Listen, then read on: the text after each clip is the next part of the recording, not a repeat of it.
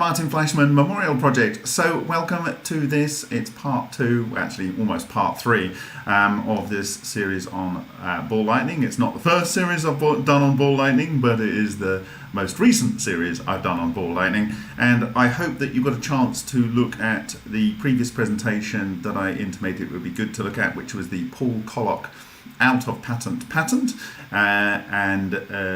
This was quite an important insight for me. But when I was trawling around after our meeting last night, I came across a fusion technology paper, and I just quickly skim read it. In fact, I haven't read it all, and we're going to read all of it tonight, not every single word, because I've done a little bit more work in the last hour.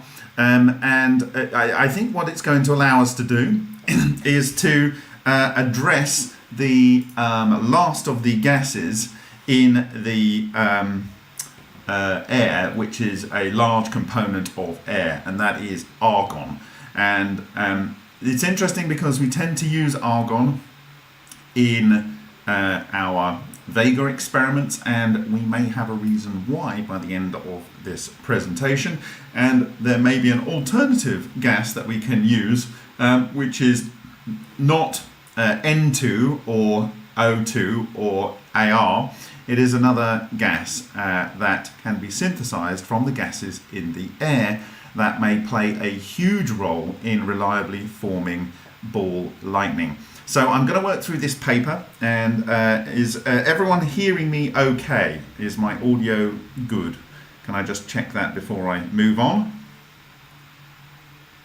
I have some words of confirmation there. I will proceed.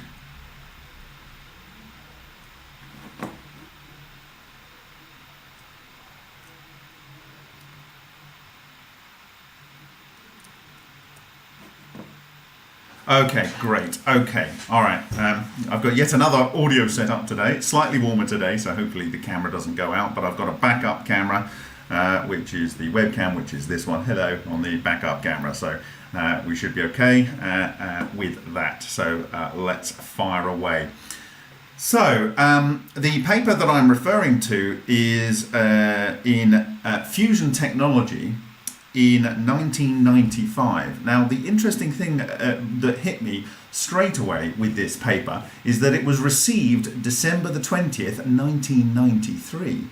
And it was accepted for publication January the 7th, 1994, but it's listed as being 1995. So the other interesting thing that about this paper is that this paper called Ball Lightning, what nature is trying to tell the plasma research community, which is almost a title I could have come up with myself. It's really trying to tell us something, is that this is around about the same time that the editors of this journal, Fusion Technology, decided to change the rules to make it difficult for Takaaki Matsumoto to publish his work in the journal. And at that time, he was shifting his thinking to thinking that this was Lernge nuclear reactions, or cold fusion, was actually caused by micro ball lightning. So it's interesting that it was kind of like, this is something that he was bringing into the conversation, and Ed Lewis introduced him to that idea, and of course Ken Shoulders before that was working on that assumption. But it's just interesting that you had this paper come out, and it really goes into a lot of detail. But the thing about this paper is that if you go down to the bottom and you want to find out, and this will help explain some things that are discussed in this paper, is the paper was supported in part by the US Air Force Office of Scientific Research under contracts, blah, blah, blah. And why I think this is something I should mention here is because in, I think, October 2001, I think it was the US Air Force commissioned a colleague of Hal Puthoff to look into all those people in the world that had done some things with ball lightning. And he came back, and it's on the Black Vault, and I've discussed it a number of times in the past. It was a ball lightning study, and you can go and look at it up on the Black Vault. But the result of this was to come up with several suggestions for pursuing this technology. And one was the work of Ken Shoulders, and that was left in there. That was a preferred route. And another preferred route was work that was carried out in the 1950s and 60s by, I think it was the US Air Force, jumped from the top of my head, but they still left it classified in this declassified document.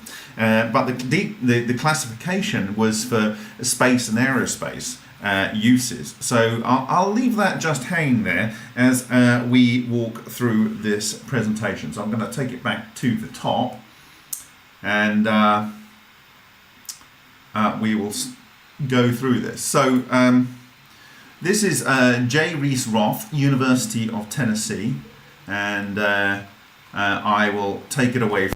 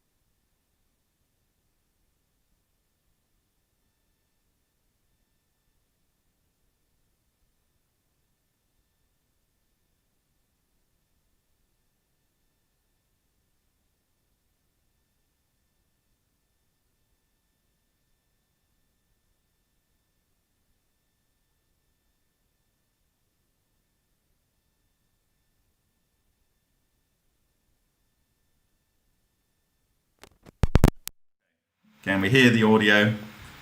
Okay. Can you hear me now? Can you hear me now? Okay, all right. I was trying a radio mic here, but obviously my tests weren't long enough. So one of these days we'll get it right. Sorry, guys. So where did you hear me? Where did you hear me? Must have been, yeah, maybe. Okay, I'm back on the camera's inbuilt mic. Okay, yes, okay. Everyone can stop me. Stop calling to me. Right, take it from the top. Okay, all right. So from the top, I don't know where I lost you. So let's assume I didn't say anything. So after last night, I did some digging around and I came across a paper. And this paper was published in 1995. And it's very interesting. And it's called Ball Lightning, What Nature is Trying to Tell the Plasma Research Community. And I think that's quite funny because that's almost like a title I might have come up with myself, because really ball lightning is trying to tell us something. And of course the Russians were onto this a very long period of time ago, And I don't think they're the only people, as you will see. And what I'm saying is that the interesting thing about this is the date at which it came in was December the 20th, 1993, and it was published. It was accepted for publication in January 1994. But if you actually look at it, this is from May 1995. So it spent a long time in review. And I wonder kind of, why would that spend so long in review? I mean, is it something to do with the content? Well, maybe you might think that. But anyway, the interesting thing is, around this time, the editors of Fusion Technology decided to change the rules of which things could be published in there, such that Takaaki Matsumoto could not publish his work, because he was starting to say that cold fusion was caused by microball lightning, and he'd been tipped off by that to say that or to think about that by Ed Lewis. And of course Ken Shoulders was also comparing exotic vacuum objects to ball lightning. And so it's interesting that around the same time they decided to publish this study into ball lightning. And why is that interesting? Well, if you go down to the bottom of the article, all the way down here, the part sponsor of it, this paper was supported in part by the Air Force Office of Scientific Research under contract, blah, blah, blah. And that is interesting because I have talked about the review that was requested in October 2001 by a colleague of Hal Puthoff to find out who in the world had actually was working on ball lightning or related technologies. And what they came back with, I think in 2002, at some point in 2002, was that of all the different technologies, the two that should be considered for future work was that of Ken Shoulders and his exotic vacuum objects, and the 1950s and 1960s work by the US Air Force. So that's available on the Black Vault, but actually that work, the code for that work and the link to that work, was maintained as a classified status. And when you look at the classification on that, it turns out that that is a classification for things relevant to space and aerospace. And so back in the 1950s and 60s, someone was doing some research with the US Air Force that is still classified, that was relevant to space and aerospace applications. And so I found that interesting, and it come in with this paper here around the time that Takaaki Matsumoto was making the connection to ball lightning. Anyway, that's tying things together. Now I'm going to read, and I'll hopefully you can still hear me. Can everyone still hear me? Okay, all right, good. I can see my mic is working. So, right. So, the very first thing it says here in the kind of abstract here is it cannot be reproduced in the laboratory under controlled conditions. Well, I kind of beg to differ now. Of course, this is 1995, but why do I say that? Well, I believe that we have produced it, and this is Dave Boutlier's work in a Vega experiment. And don't be put off by the fact that this is occurring on a wire, as you will see in the paper that we are going to work through. This is just something that these ball lightning like to do, and I discussed that in part 1, or in fact actually technically part 2 of this series of 3 videos. Now if we go back, I also shared this yesterday, which was the video of David Boutlier's attempt to reproduce the ball lightning that Tesla did in 1897 and from his Colorado Spring nodes, and by proxy. And so it gets going, it sort of does a little bit of work in the air, and then he really kicks it in, and it works for quite a period of time. And this may be relevant, okay? So you see that ball lightning coming out there, and there's 3 that come out there, another one. And I think we worked out there was about 11 that were generated in this short sequence. You won't hear the audio in this video because I've not got the loop back on. So you're just seeing the video at this point in this video. Okay, so this was the video I shared yesterday and discussed at length. And really, basically, I was digging around afterwards and I came across this paper, and I thought I had to work through it today, and so that is what we are going to do. And one of the reasons is because it addresses the third major component of air that you breathe as a potential role in ball lightning formation, and we'll come on to that. But the interesting thing is here, in Vega experiments, we often add argon to our reactor vessels, and so there's some special property about argon which we will address, but also there is something else that can be made during the process of lightning and excited air, which is not N2 or O2 or argon, but is some other compound or series of compounds, which I believe can be relevant for both the stated reason in this patent and another related reason to one that I've discussed in previous parts of this series of videos. So let's get back to the document here. So natural ball lightning has been observed to last longer than 90 seconds and to have diameters from 1 centimeter to several meters. And in fact, the Hessdalen lights can be the size of a house, and this is kind of similar kind of size that AIDS sees regularly out in the Australian outback. However, this might be the field of area that they illuminate, so let's bear that in mind. The energy density of a few lightning balls has been observed to be as high as 20,000 joules per centimeter cubed. So this kind of energy is in the sort of getting up to the orders of magnitude of that which Ken Shoulders discusses in his fluidized electrons paper, which I've discussed in a previous presentation. Well above the limit of chemical energy storage of, for example, TNT at 2,000 joules per centimeter cubed.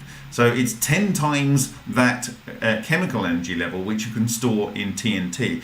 That is very relevant because, this is well beyond what is normally possible with chemical. Such observations suggest a plasma-related phenomenon with significant magnetic energy storage. If this is the case, ball lightning should have very interesting implications for fusion research, industrial plasma engineering, and military applications. So bear in mind as we go through this is a paper that was funded by the US Air Force in part, as well as being of great theoretical and practical interest to the plasma research community. Okay. And so in the closing years of the 20th century, very few natural phenomena on the human scale remain inaccessible to scientific analysis. Ball lightning is such a phenomenon. And then it mentions Benjamin Franklin here, and Benjamin Franklin, of course, is the inventor of the lightning conductor, and someone trying to replicate that died in St. Petersburg in Russia by a ball lightning apparently, and that fried him. And Benjamin Franklin also was fascinated by the fact that some people that were struck by lightning had their swords in their scabbards turned and looked like they'd been melted. However, the actual scabbard itself, made of leather, wasn't burnt in any way. And that is something I've discussed in the past, and I think it's very relevant to consider now. And in fact, just to let you know, Benjamin Franklin is one of John Hutchison's heroes, and you can see why. Okay, so I might just scale this up in case, make it a little bit easier for people to read, perhaps.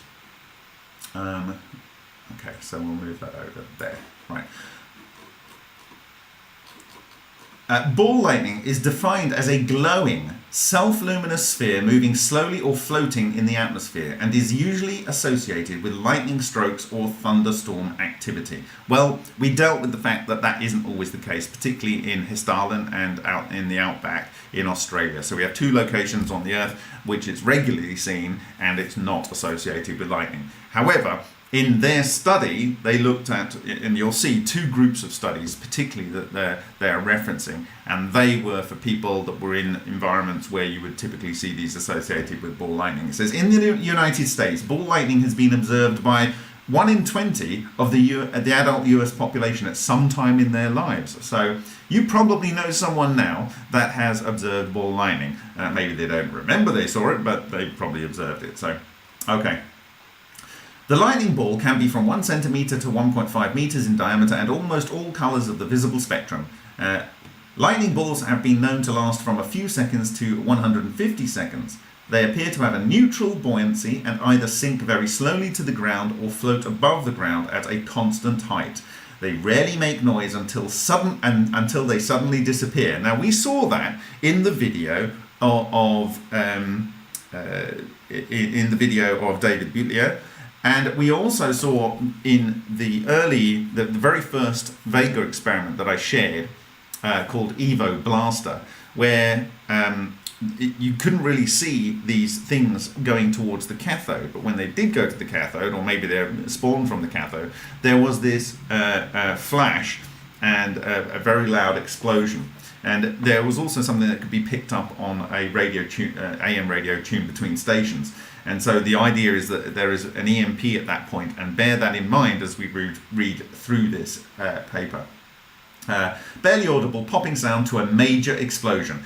An ozone-like or sulfurous odor is sometimes associated. Well, you get ozone when you get ionization of oxygen in the air, but sulfurous odor is sometimes associated. Now, what do you have when you have fusion of 2 oxygen nuclei?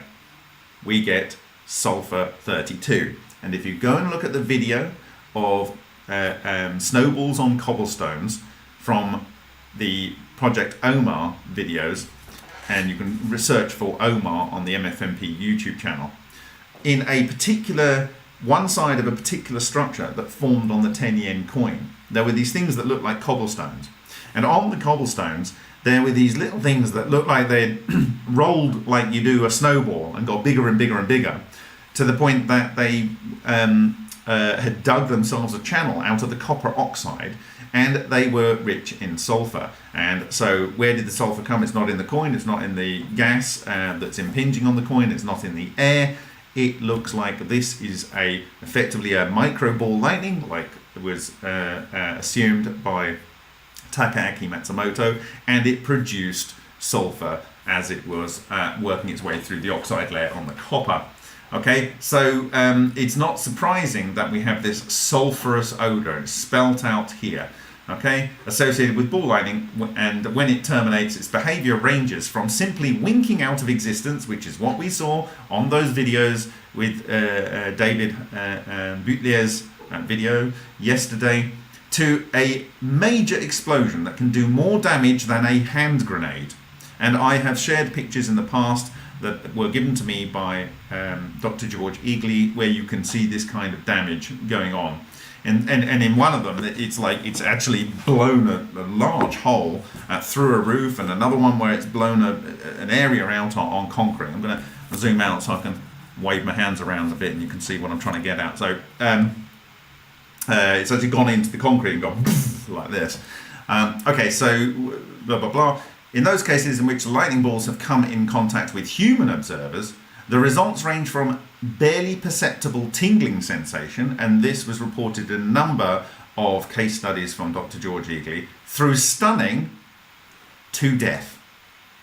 So just a tingling, and I've described in the past potentially what the tingling is. That could be the cold neutrino condensates going into the body and causing the decay of carbon-14 or potassium-40, which will then shoot out a fast beta, and that would give you like little tingling inside your body, through stunning to death. And in fact, there is at least one person that follows the project who has observed, who's felt that tingling sensation themselves in their own experience with ball lightning, and another person who knows a person that had a ball lightning go into their fireplace and cause a big explosion. So even within close proximity to me, I have my own experience, but other people have observed these kind of range of effects.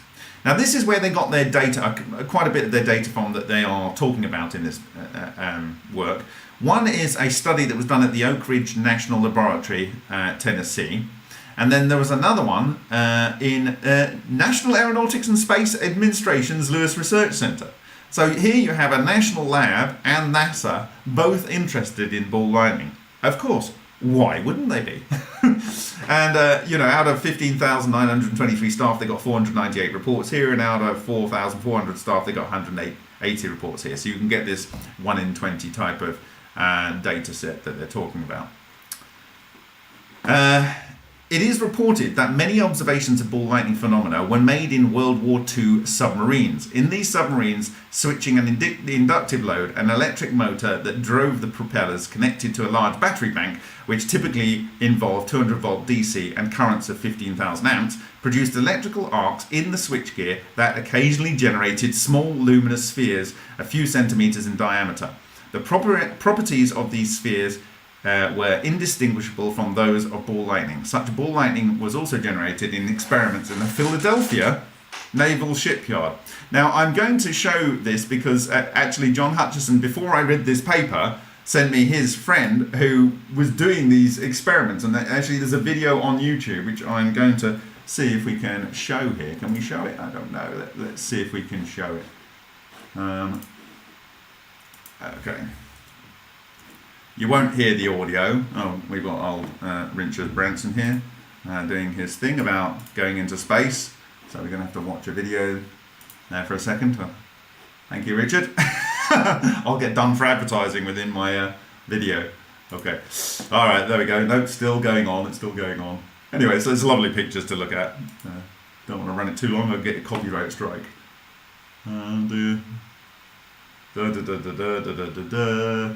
This is why you have to queue up your videos. Right, okay. No, you're still going. Right, skip.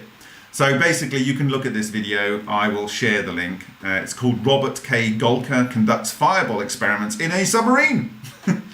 So it's essentially what's being talked about in this paper, and you can see these explosions with these short-lived fireballs. It's not, in my view, very conclusive, this particular series of sequences, but anyway, there we go. I'm not sure I'd want to be under the water doing high voltage discharges like this, but apparently it was just an artifact of what you had to do what they're describing. Okay, so I just thought it was like synchronicity that John would send me this shortly before I read it in this paper. Okay, so thank you, John Hutchison. Okay, Powell and Finkelstein were able to generate a glowing steady-state ball of plasma at or slightly below atmospheric pressure in a laboratory experiments, but only with steady state of RF energy input. So this is the using the radio frequency kind of method. So more recently, Otsuki and Off-Uraton have reported that the generation of plasma fireballs formed by microwave interference in air. The frequency was 2.45 gigahertz. Now this is interesting because, and even the power levels, at power levels from 1 to 5 kilowatts, because this is what we use in the NOVA experiments. Okay, so we use 2.45 gigahertz magnetrons from a standard microwave. In fact, two of them gang together, so we're talking around about the 2 kilowatt range, so it's within this 1 to 5 kilowatt range. And it does produce what looks like ball lightning, but of course it's contained in a quartz, a fused quartz globe. And this does appear to transmute matter, and it does seem to have things that come out, and we've caught them on the inside or observed them on the inside of the reactor.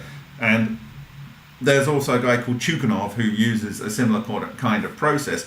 But the interesting thing it goes on to say here, these microwave generated fireballs lasted several minutes at 1 atmosphere and were reported to have lasted from 1 to 2 seconds after the microwave power was turned off. These microwave generated atmospheric plasmas are hard to understand in terms of known dissociation processes in air, but the requirement for steady state RF energy input makes the relevance of these experiments to ball lightning unclear. Okay, so the persistence of something for 100 seconds in free air,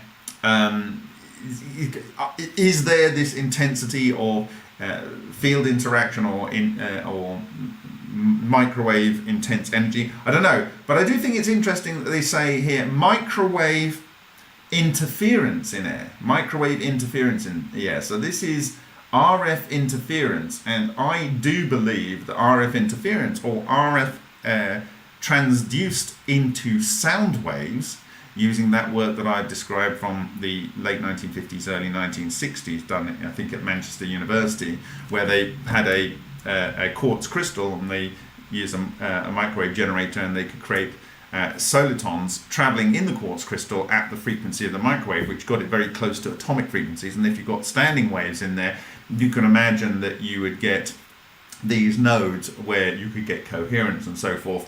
And I believe that that work would have led, I discussed that concept in a couple of years before the Salvatore Page patents come out, where they talked about aluminium coated with PZT and using stimulation to create room temperature superconductivity, which is related to all the other Salvatore Page patents. And so the microwave interference, I think this is relevant to, for instance, more John Hutchison's technology in the basis of producing micro ball lightning inside metals or on the surface of metals, but not in so much in the production of ball lightning in free air. Okay, so characteristics of ball lightning. The appearance of ball lightning. There are apparently no observations of the formation of lightning balls. Well, I disagree. There are the Hessdalen lights, and so they've got those on camera. They have these triggered things in what do you call it?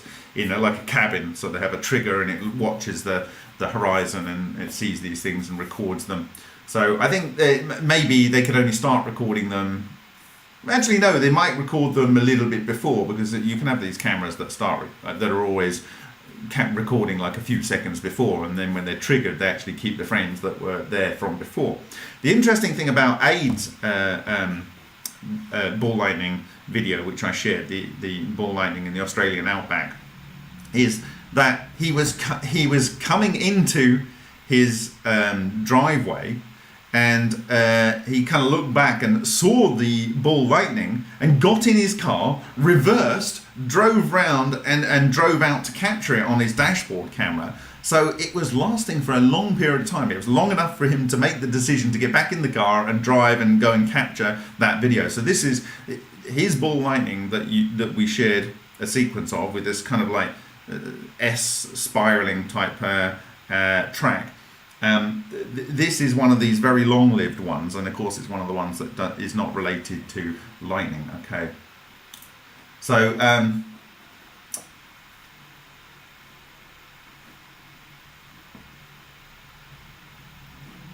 so there's no observations of formation of lightning balls, which is unfortunate, because such observations might provide important clues to the physical mechanisms of the lightning ball's formation and structure. Usually, ball lightning is observed singly, but there are isolated reports of 3 or more lightning balls being observed simultaneously. That is also something that's observed in the Hessdalen lights. Ball lightning is sometimes seen to sink relatively slowly through the atmosphere before striking the ground, but most frequently, it appears to float, descending very slowly towards the ground, or remain suspended at a constant distance above the ground. Ball lightning is usually observed to be spherical, hence its name, but isolated. Instances of oval or spindle shapes have also been reported. Okay. Ball lightning has been observed to have a wide range of luminosity, from barely visible above ambient light levels to intensely dazzling luminous. And this is the kind of thing that was observed in the tests by Bogdanovich, the plasma flow discharge tests. The colours reported have ranged across the entire visible spectrum, with some bright blue and others yellow, orange or red in colour. Observers are usually unaware of any sound being emitted by ball lightning, although most observations are made at a significant distance from it. Several observers have reported sudden termination of ball lightning. Sometimes this occurs with no visible effects and is silent or has barely audible popping sound. On other occasions, the disappearance of ball lightning is accompanied by a loud explosion. So now, I think this next comment is really, really interesting, and you'll see why ball lightning has been observed to move against the prevailing wind. Why do I find that interesting? Well, I'll show you this slide from O'Day. How about aerial navigation, Dr. Tesla was asked. He considered for a moment or two, and then he replied with great deliberation. The application of this principle will give the world a flying machine, unlike anything that has ever been suggested before. It will have no planes, no screw propellers or devices of any kind hitherto used. It will be small and compact, excessively swift, and above all, perfectly safe in the greatest storm. Perfectly safe in the greatest storm. It can be built of any size and can carry any weight that may be desired. The Sun, New York, 1911, Tesla promises big things. Okay, so that I think is relevant to what you are seeing here. Ball lightning has been observed to move against the prevailing wind.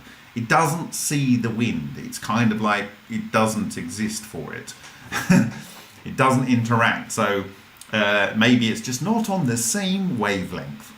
Let's put it like that. To follow electrical wires. Now, I talked about this, or electrical conductors. I talked about this yesterday when we were referring to this work of Leonid Roitzkev. And so I said that the ball lightning may have formed in the chamber, or the precursors for it, and it traveled out through the wires that were conducting the discharge power into the reactor, allowing it to form above the reactor. So this is another case. I told you yesterday, I gave you an example, a couple of examples where the Russians were transferring the power down 8-micron wire to illuminate 25 kilowatts of tungsten filament light bulbs. And I gave another case where Takaaki Matsumoto was describing this new form of electrical current, and that was his discovery, I think, in 19...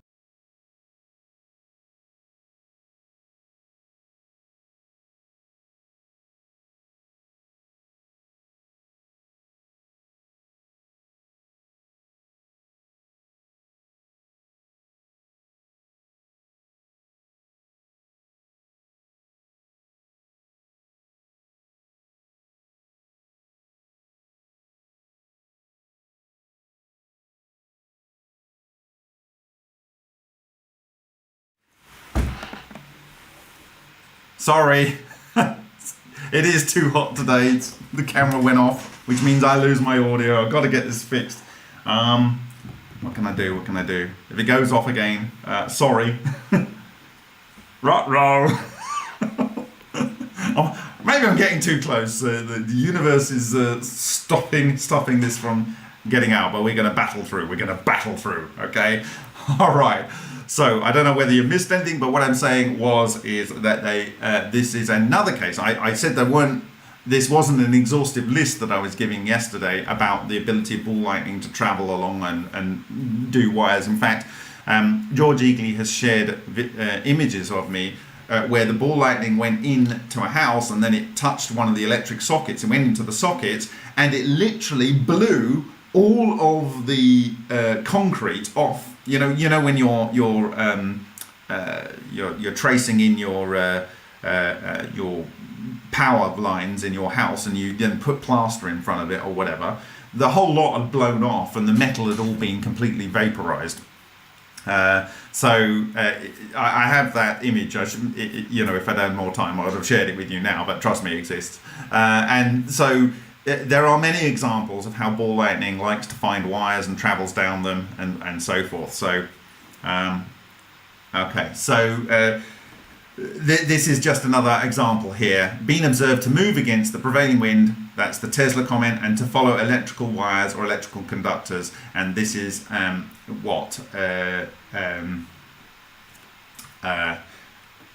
should we put this? I was discussing yesterday, and anyway, the next point here is, and sometimes hover in one place for many seconds. This is a significant observation and has been repeated independently by a number of observers and is very difficult to reconcile with many ball lightning models. Ball lightning has moved towards glass window. So I'm just gonna pause here. That's I think it's maybe leading into the second point here, or the next part of the paragraph. I just want to go back to this, and sometimes hover in one place for many seconds. I think the reason it's probably hovering in one place for many seconds could be some sort of field in the environment, or it's attracted to something. It could be a dark ball lightning. We've seen that these coherent matter structures seem to be very influenced by other coherent matter structures, but not by much else in the environment. Or it could be attracted to running water or metal deposits in the ground. I'm just putting that out there. We know it is attracted to wires and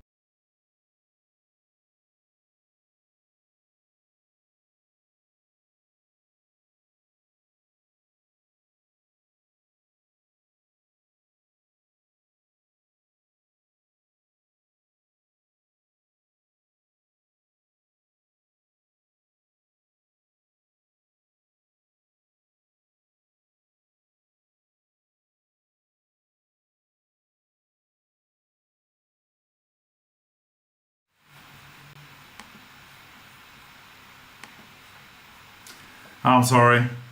It's too hot in here, so I might risk putting the air conditioning on. I've got to find a better solution than this. Okay, all right. This is what happens when you're doing live and you haven't got anyone else to manage your live process.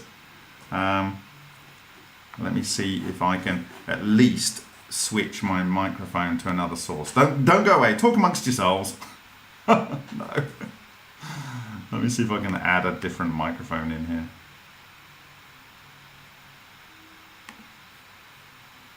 And you don't have to look at my ugly mug.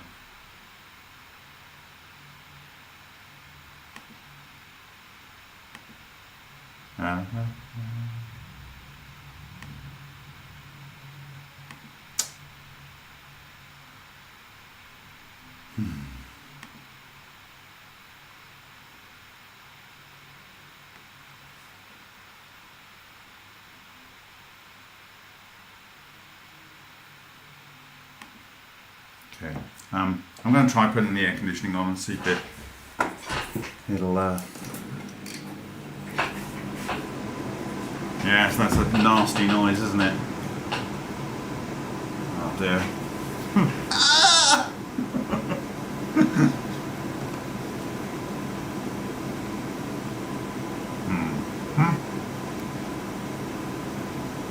Is that going to give me any joy? Right. That's going to be too noisy, I think. And I'm not taking my shirt off because it's really hot. What am I going to do? What am I going to do? I have my audio from here.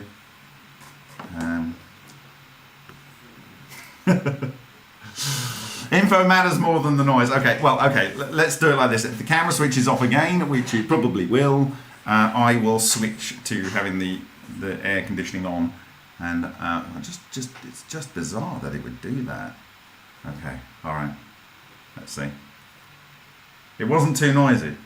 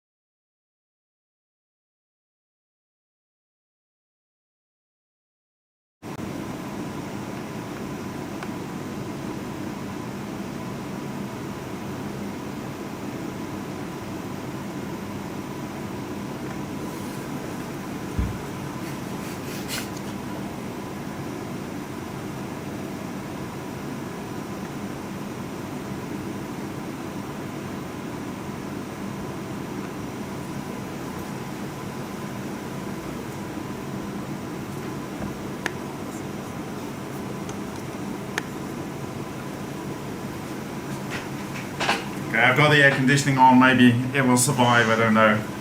Alright, sorry about this. Put my eyes back on. Okay, so I'll try and speak up. Hello. La, la, la. Right, okay. Ball lightning has moved towards a glass window, disappeared on one side, reappeared on the other side, and then continued on its path moving away from the window. Related observations are the several occasions on which ball lightning has been observed moving down the aisle of a passenger airplane in flight after the plane had been struck by lightning.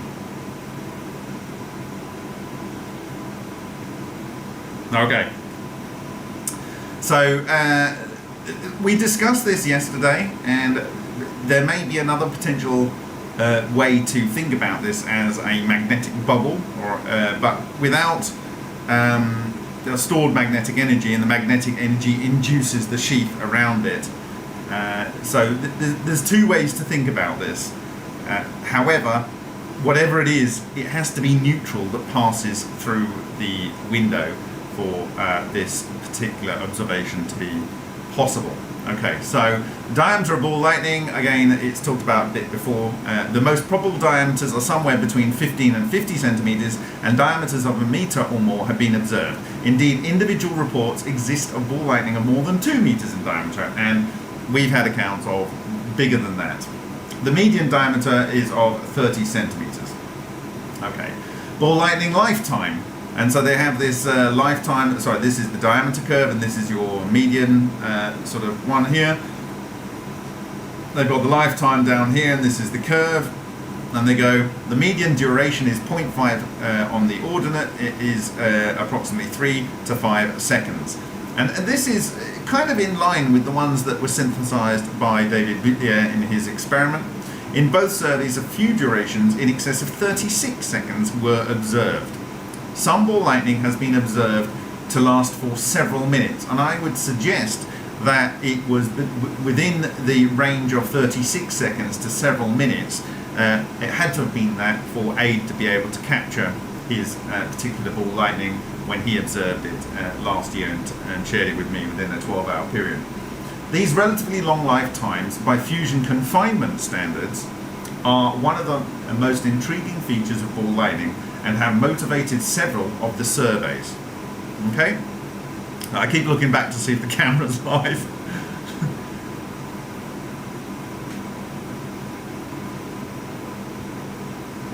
Right, ball lightning energy content, and this is when we're starting to get into the meat of this.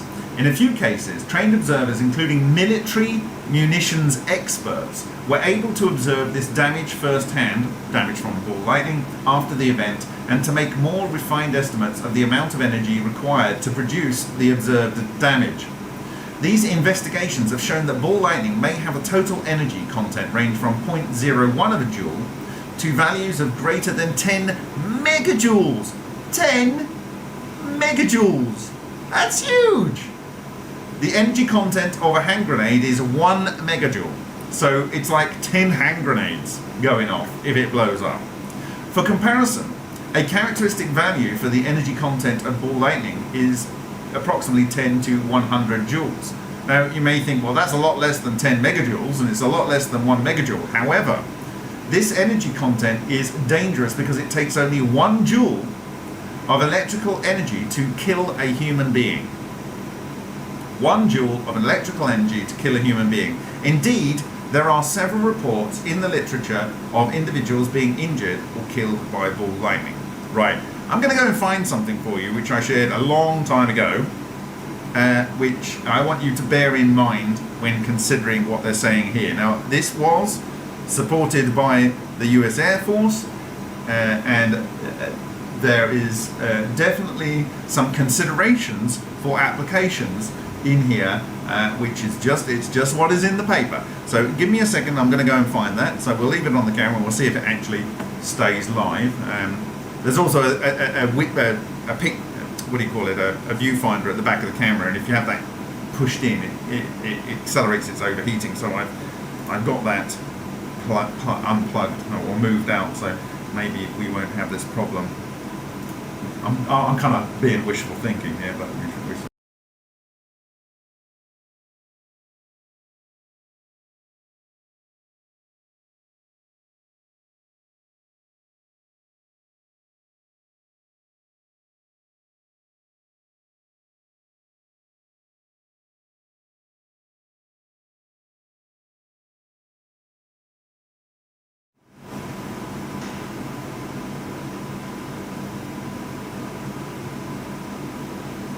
Okay. I've actually taken it off power. I don't know whether it may be unstable power or the power going in is going to cause it to overheat. So we're real-time troubleshooting it, sorry. If it goes out, I'll switch to the backup one and I'll find another microphone, some method of getting the microphone in there. So just this is not my best presentation. Oh dear. Right, give me a second to find what I wanted to show you here.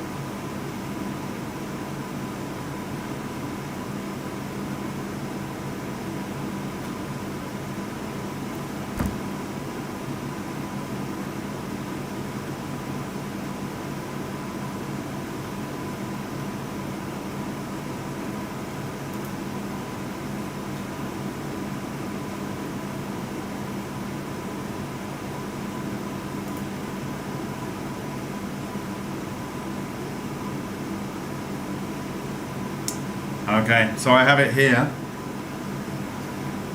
So this is a journalist that was on the ground in Syria on July the 7th, 2017. This was when a certain US president had given the US Army the ability, the go-ahead to use whatever they needed to achieve the objectives in Syria. And she reports SDF fighters in Raqqa said the US uses electricity bomb against ISIS. They call it, that's probably going to get this video banned right there. They call it electricity bomb here because they don't know a real name. When a plane wants to drop electricity bomb, we are told to drop anything metal that we carry. Otherwise, we also burn like ISIS fighters. And someone comments, probably an EMP device designed to fry electrical circuits. And not too far from the truth. Also met on the front in the West Raqqa, SDF fighter who found an ISIS house with a huge sword. ISIS used it. Anyway, I'm not going to say that. But anyway, the interesting thing about this sword is it's extremely rusty and corroded. And we know that exotic vacuum objects in metals appear to cause rapid corrosion. And huge news if the US uses EMP weapons technology. Anyway, the point is that there was the go-ahead to use whatever they needed to use there. It was described by the people on the ground as an electricity bomb, and it acted like an electricity bomb. Okay, so I want to put that out there. So I'm going to switch back to, yeah.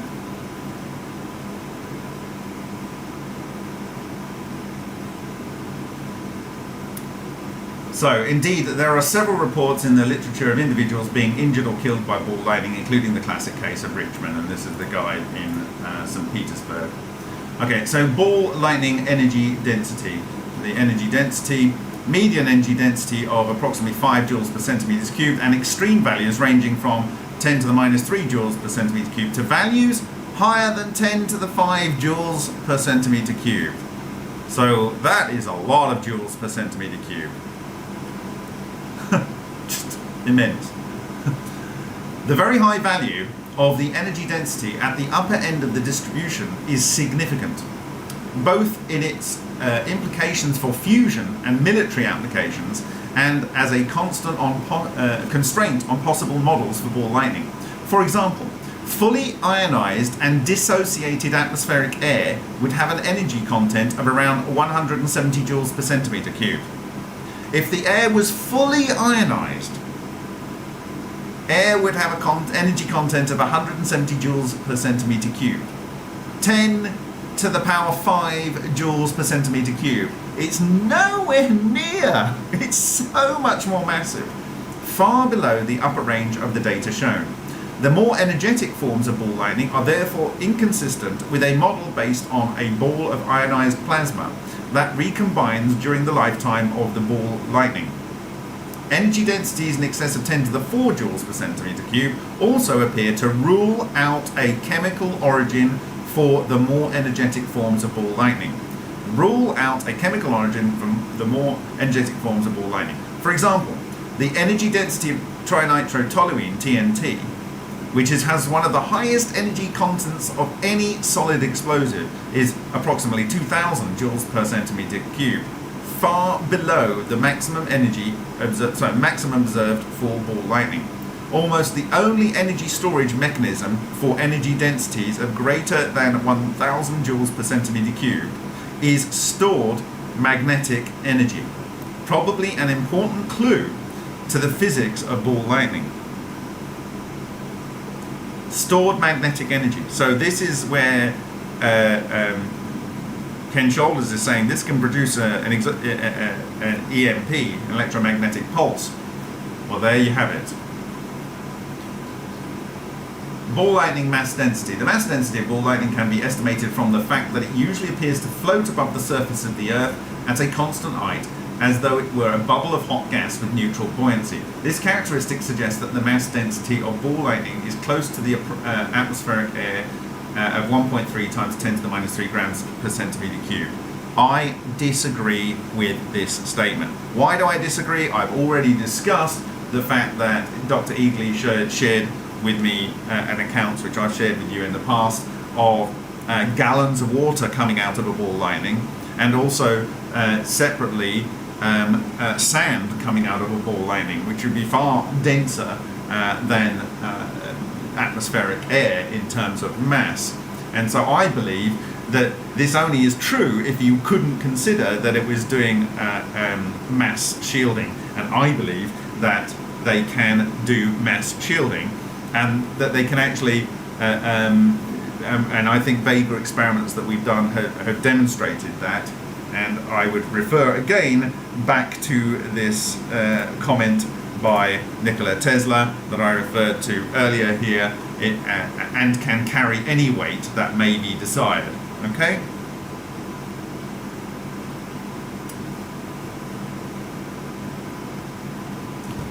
Ball lightning kinetic pressure. Because the external pressure on ball lightning is 1 atmosphere, this places an upper bound on the net kinetic pressure inside the ball lightning of no more than 10 to the 5 Newton meters per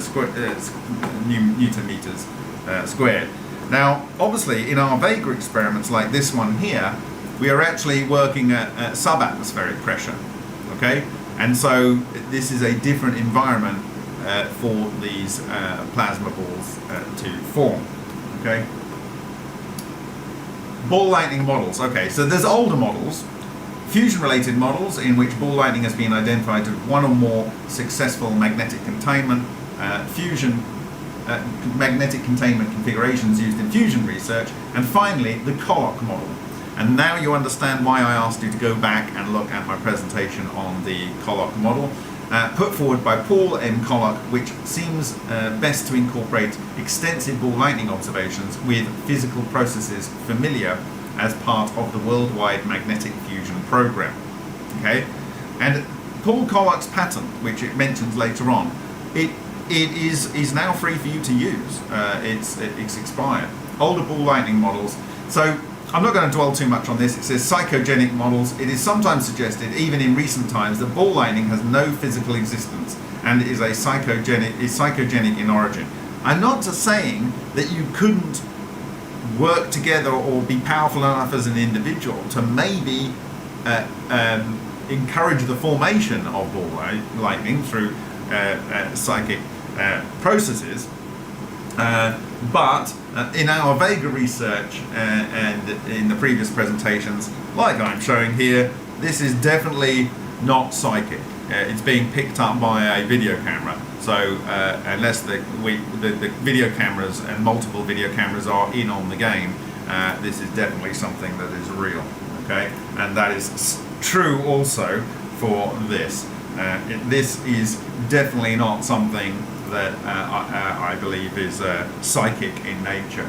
And certainly you would want to try and say it was psychic in nature if you wanted people to avoid thinking of all the nasty stuff you can do with this technology. Okay, all right. So we'll not dwell on that. The chemical models. In these models, ball lightning is explained as the result of chemical reactions in the atmosphere. Okay, and I would suggest no, because we see transmutation, and they also mention the production of sulfur, and this is something that's in a lot of historical literature about ball lightning, and I believe that that is the 2 oxygen or O2 to sulfur fusion events. So no. Not entirely though. Ignition of gaseous fuels, and I found myself cracking up at this point. Ignition of gaseous fuels such as swamp gas. Swamp gas! This is like glowing balls in the air. I don't know, like you don't know what they are. They're like unidentified flying objects. And guess what? You know, let's explain it with swamp gas. Of course, why wouldn't you explain it with swamp gas? It's a glowing object in the sky, or methane by atmospheric electricity. Anyway, the chemical model of ball lightning has enough currency that some ball lightning investigators suggest that the ball lightning may consist of 2 different types, one having a chemical origin and the other not. I would agree with this. Like I say, there's the electromagnetically confined structure. This, in my view, creates a coherent matter condensate layer, and that ionizes air and allows the atoms that are ionized to participate in the overall ongoing process. And so I don't think that's quite what they meant, that maybe is a chemical initiation. And of course what we were talking about yesterday is introducing particles of carbon or pollutants into the air, or metal particles, and obviously there's some chemical reactions going on there that might nucleate the process. Certainly it has been found that that is advantageous for nucleating the process. So there might be, it's just like, you know, an ice crystal forms on a piece of dust in the air, or a lot of things often need a nucleation point. So that is not unreasonable. And so there's multiple ways you could bring chemicals into it. And as I've said before, I believe that the constituents in the air are a large proportion of the fuel that is required, and that if you start predominantly with nitrogen but also with oxygen, you end up producing the observed spectral lines from synthesized elements such as calcium, in order, silicon, calcium, and then iron. Or is that right? Yeah, I think so. Yeah, so silicon, calcium, and iron. Okay. So then there's the RF energy models, and this is one that I mentioned yesterday, Peter Kapitsa, and they say that this RF generated ball lightning, however, requires large continuous input of RF power, and such steady state sources of RF energy are known to be inconsistent with the natural phenomenon, where RF interference, for example, is rarely observed in association with ball lightning. And so where I mentioned Chukhanov and our NOVA experiments there as well, and the work of Dr. George Eagley as well. Right now, I'm going to try something. It might be that the battery, the power, it didn't like the power that I was supplying the camera. So I'm going to try turning the air conditioning off. It's an experiment. We're doing a live experiment. Can I lose my video feed again? Let's see if it's going to run. So I'm running it on battery now, so it should run for about an hour or two on battery. Bernard Conkin, I've just picked up his question that plasma ball lightning is conscious. Well, he's not the first person. Ken Shoulders said that there seems to be a conscious nature to it. Certainly the ball lightnings interact with each other, and we've demonstrated that in the Vega experiments. These coherent matter structures, or the travelling waves thereof, they interact with each other. They don't interact with almost anything until they get close to each other, and then they completely interact. So they have a very good connection with each other. And also, I believe that they will interact with consciousness, and I'll come into that in a whole different series of presentations as to why. I have mentioned that I believe the ball lightning that's emitted from your fingers, or the coherent exotic vacuum objects that are emitted from your fingers, will be linked to your consciousness, and I'll talk about that. It's a very separate subject. So I just saw your comment there, so we'll go on. So the Vortex plasmoid. This model sees ball lightning as a luminous self-contained toroidal plasma configuration having a large toroidal current ring, the magnetic field which interacts with the Earth's magnetic field.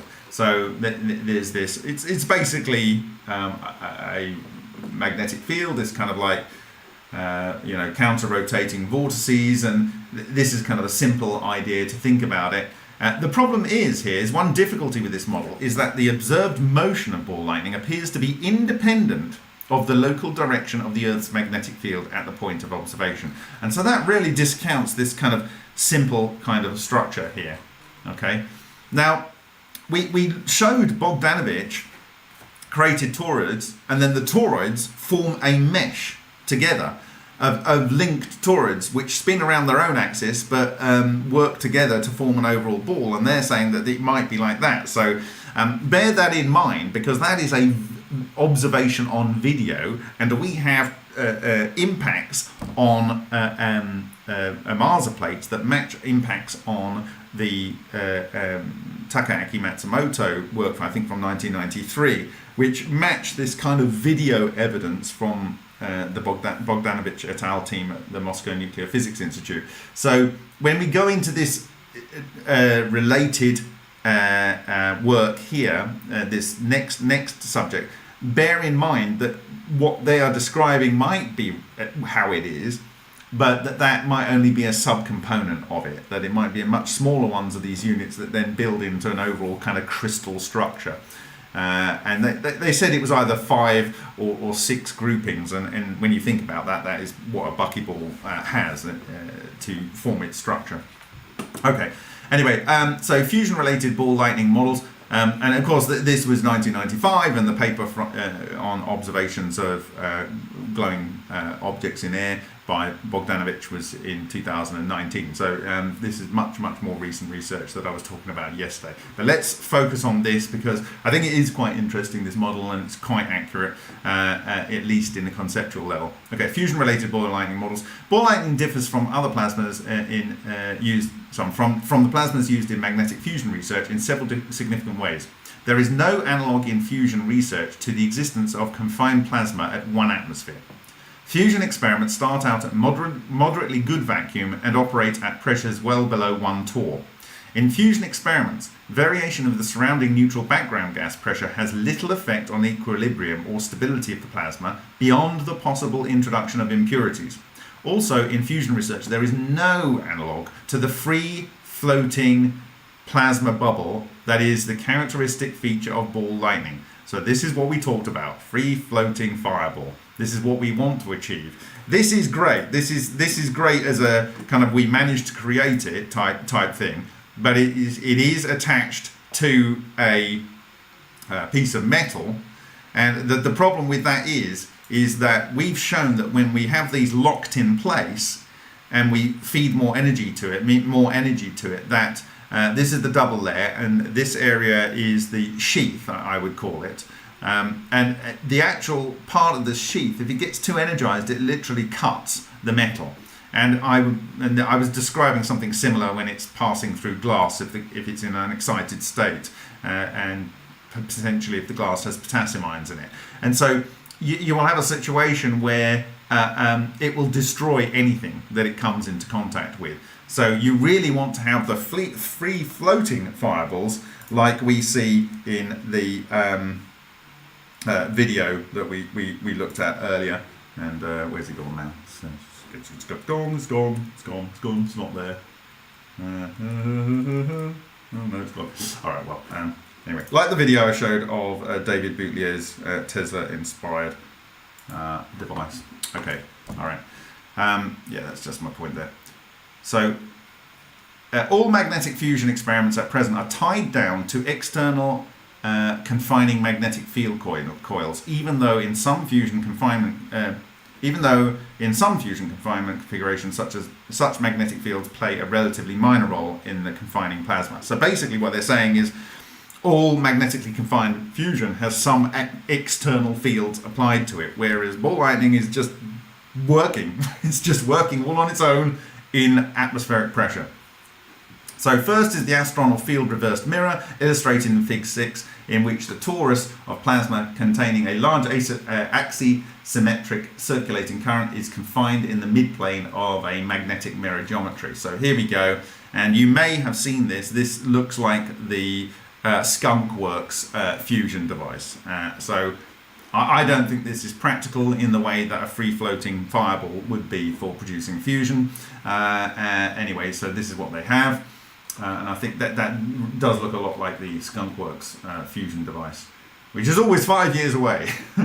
It's a little bit better than, hot fusion, which is always 50 years away. But it doesn't matter whether it's 1 second away. If it never comes, like tomorrow never comes, it doesn't matter whether it's 5 or 50 years away.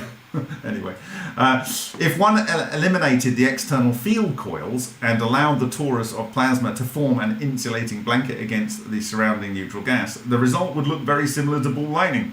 But you need the magnetic field, which is produced here, to create the mirror.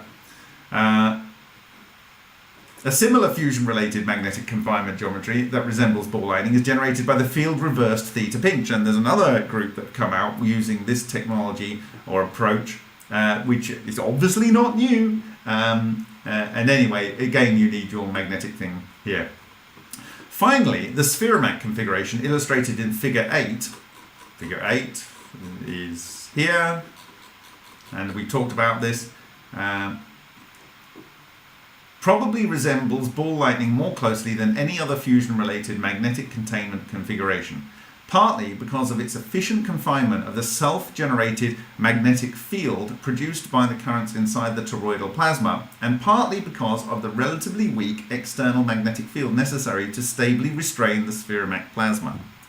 The SWIFTBICs also have a separatrix, which separates the... that's a cool word, isn't it? Separatrix. Which separates the externally produced magnetic field from that generated by the current flows in the toroidal plasma.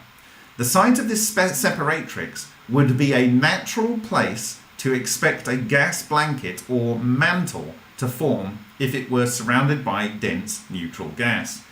And so think about it, it actually has a sheath around it, so it's really starting to look like what we observe.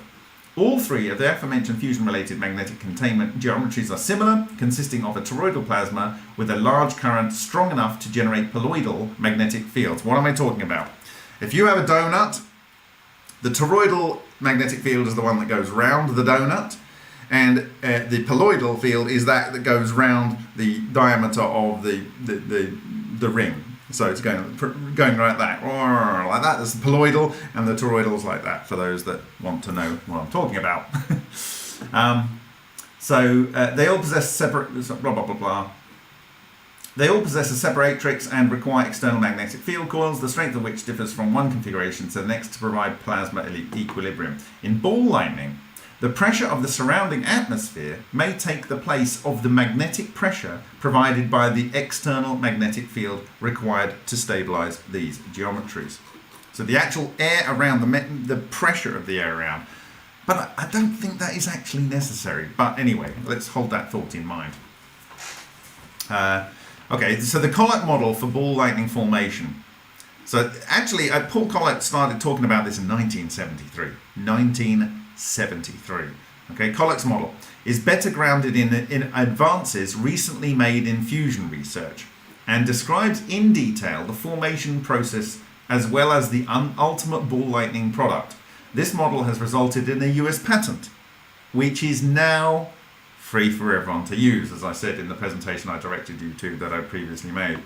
According to the Colloq model, the physical processes that produce ball lightning begin with a lightning stroke and end with ball lightning after proceeding through the following series of sequential steps. Now, what isn't discussed in this paper is discussed in my previous video, and that is that the air that the lightning stroke is struck through is pre-ionized, and that can be pre-ionized by using RF or by using a ionization source like a radioactive isotope, and you're getting something very similar then to the PAP device. Anyway, I'll just leave that in there. Right. So the Z pinch, Bennett pinch equilibrium, the kink instability, non-linear growth of the kink instability, torus formation, sausage instability, mantle formation.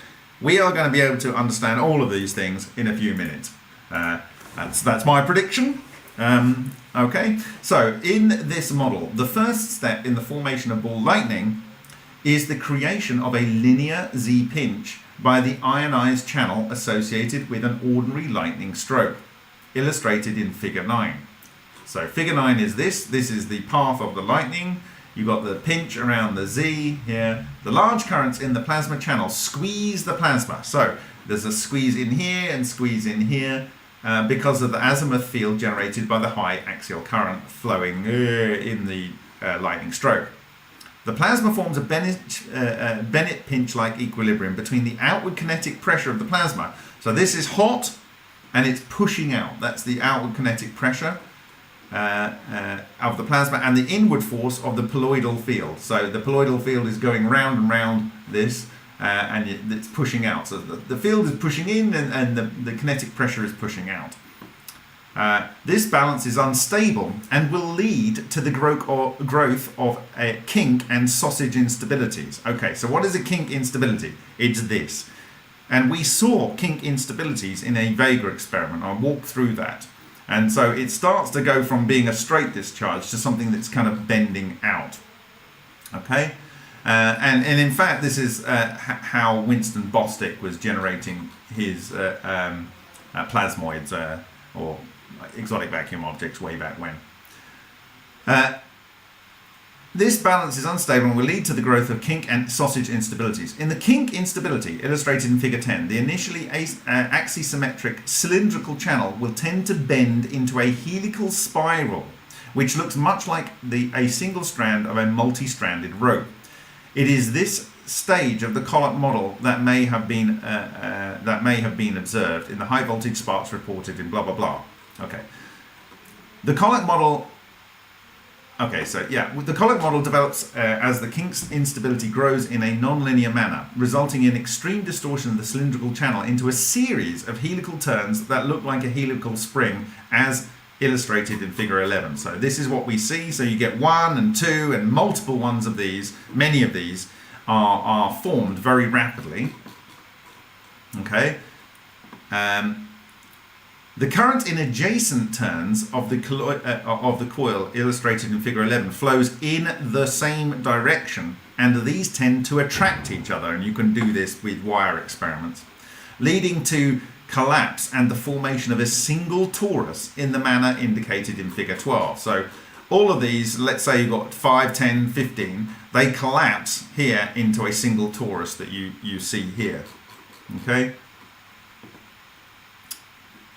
In the manner indicated in figure 12. The result is a torus of plasma with a circulating current greater than that in the original lightning channel by a factor equal to the number of turns in the helix that formed it. So if you have 20 turns, you have 20 times the current that was in the channel that formed it. After the torus forms, the main lightning channel can be pinched off by the sausage or pinch instability illustrated in figure 13. In the sausage instability, a small perturbation in the diameter of the plasma leads to a change in the current density and the corresponding change in the azimuthal magnetic field. A small constriction tends to grow as the current density and azimuthal magnetic field increases, and this instability can lead to the pinching off of the plasma channel. So you can imagine all of these come down and form one big torus, and then what you do is you have this a pinch that occurs here, like this pinch here, and it basically forms this sausage instability, and it cuts it off, and the two open ends then join together to make your one torus with your much higher current flowing through it. So it's really nice description of how this forms. Okay. Blah blah blah. Figure 12. Thus far, the Colloq model depends on well understood plasma phenomena that have been repeatedly observed in the laboratory. And I can say that this is, if you go back to the 1950s papers, I think 1956, 57, or maybe even earlier, of Bostick, you'll see these kind of things being discussed in his plasmoid research. However, if a bare torus of highly ionized plasma were to exist in the atmosphere without some form of shielding from neutral atmospheric gases, the electron-neutral scattering and energy dissipation would quench the plasma on a timescale measured in milliseconds. To deal with this objection, the Colloq model assumes that the torus of figure 12 forms a thin shell of very hot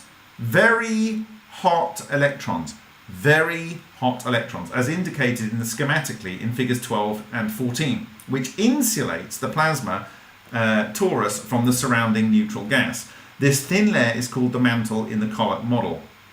Okay, these hot electrons are maintained by current flows, which are described in the actual other material that I've shared in the past, along lines of longitude from one pole of the dipole to the other that heat the electrons in the thin shell to relativistic energies high enough to have scattering cross-sections consistent with the long lifetimes observed in ball lightning. The energy required to maintain this thin shell of relativistic electrons is supplied by the slow collapse of the dipolar magnetic field and by the stored magnetic energy in the circulating current of the torus. So what they're saying is there is a huge amount of magnetic energy stored in here.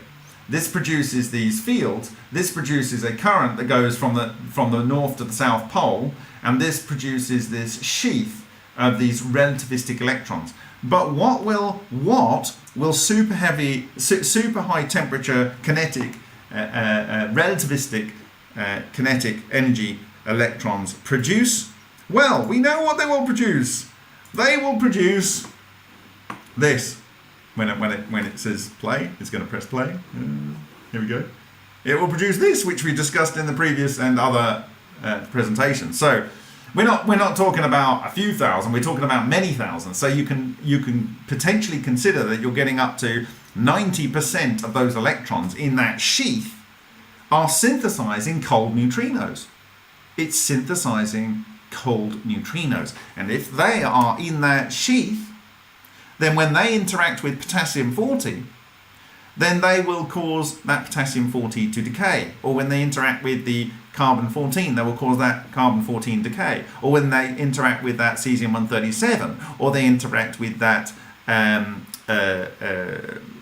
strontium-90, they will cause them to decay. And if you push it further, then you have other atoms that it's interacting with, let's say other radioactive materials, or even other materials, like the palladium in the core of the deuterated palladium rod by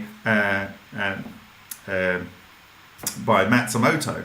Then if you have this sheath of relativistic electrons synthesizing the cold neutrinos, then they will cause ultimately transmutation by long range between the matter that it is interacting with, and you'll create these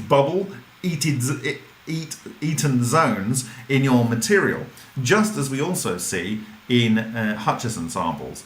And so I want you to think about that. So certainly the conditions to produce these electrons at very high energy, which can do these collisions to produce the cold neutrinos, is very, very probable in my view.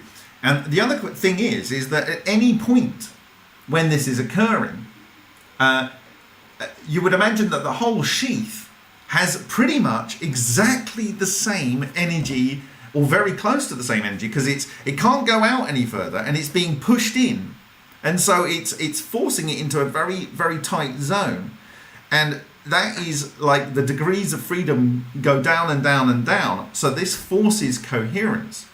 And so you can start to see why, when we are running these Vega experiments, like the one that I have shown you a number of times here, but I could use the tungsten chop shop video, that when the ball of fire gets into a particular location, that if you keep driving it and supplying it with energy, and it's locked into location, that the coherence on that outer sheath, the sheath gets so high that then it causes disintegration in that sheath area. And it could just be the very, very hot electrons there, which are well beyond thermal. They're well beyond thermal, so they just chop it. Or it could be that as we see these transmutations, that there is some long-range interactions with electrons and exchange of nucleons between nuclei. Okay, And maybe they're just all packed down onto that sheath, and you end up with these carbon spheres that you see in various experiments. Anyway, so where were we? The outcome of these processes is a torus of plasma containing a large circulating current that generates a dipolar magnetic field confined within a shell of hot electrons. Immediately outside the hot electron boundary is a partially ionized gas that fades off into the surrounding neutral atmosphere. Okay, so what do we actually see in our ball of fire here? We see this partially ionized gas. Do we see a partially ionized gas? I think we probably do. If I can go back. So like this is less and less ionized the farther you get away from it. Okay?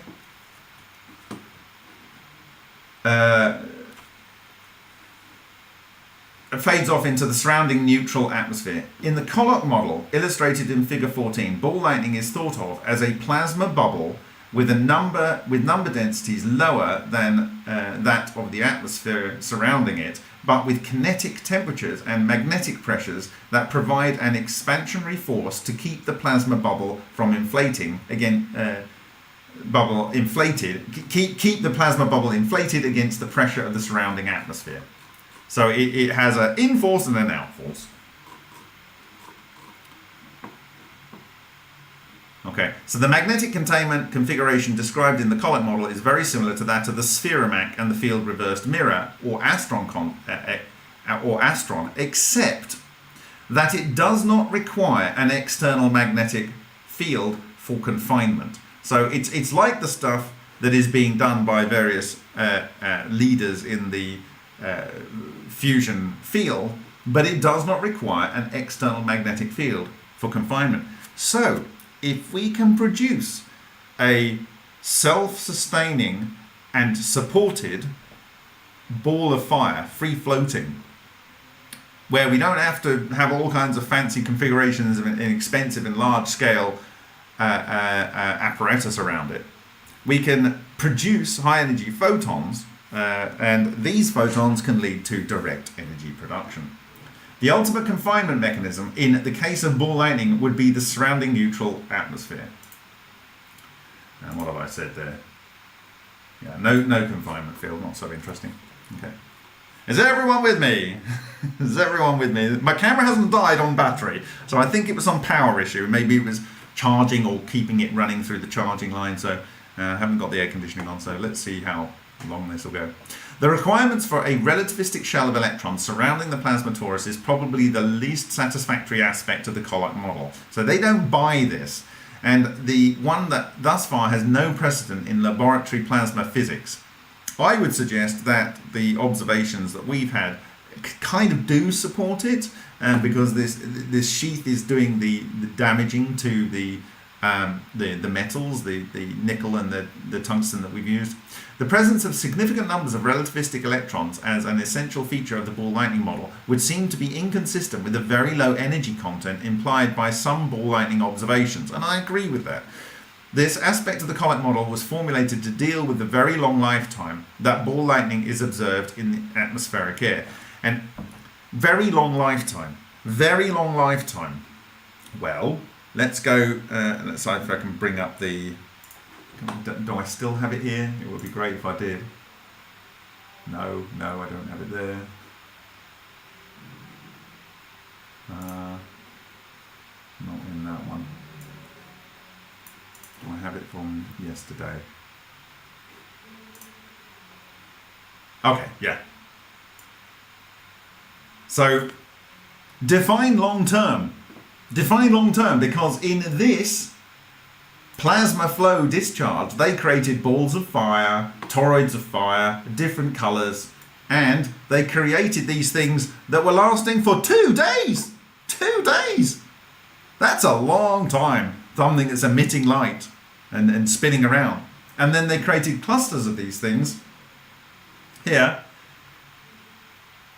The analysis of the object data showed presence of luminous objects moving along the surface. The shape of the objects is presumably toroidal, and the axis of the toroid is parallel to the surface. There are reasons to consider them rotating relative to this axis. The toroids are inhomogeneous along the azimuth, as evidenced by the movement of the darkened sector, blah, blah, blah. And then they observed a stream of particles, presumably electrons, which causes air to glow. A similar pattern is observed after the emissions of electrons from an electron source, or they're injected through a foil, is emitted from the surface. After 10 to 20 seconds, this stream is formed into a set of several rings, 5 or 6, of the same diameter, which rotate around both their own and common axes parallel to the plane. This is long-lived. This is 2 days after they turned off the experiment. This is very, very long-lived.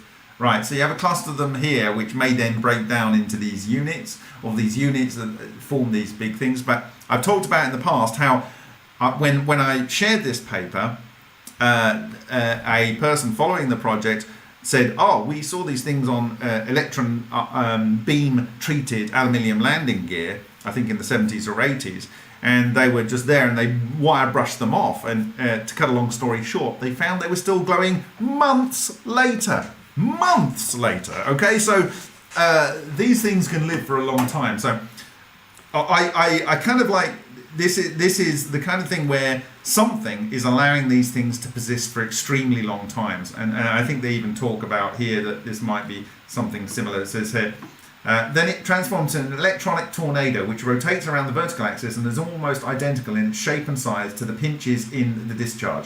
The height is a few millimeters. This tornado is removed from the camera and disappears. The whole process lasts about 1 minute from start to finish. The transverse size of the rotating tornado is not more than 5 millimeters. Anyway, okay. So a mechanism other than the relativistic energies, and this is where it's going to get interesting for the researchers.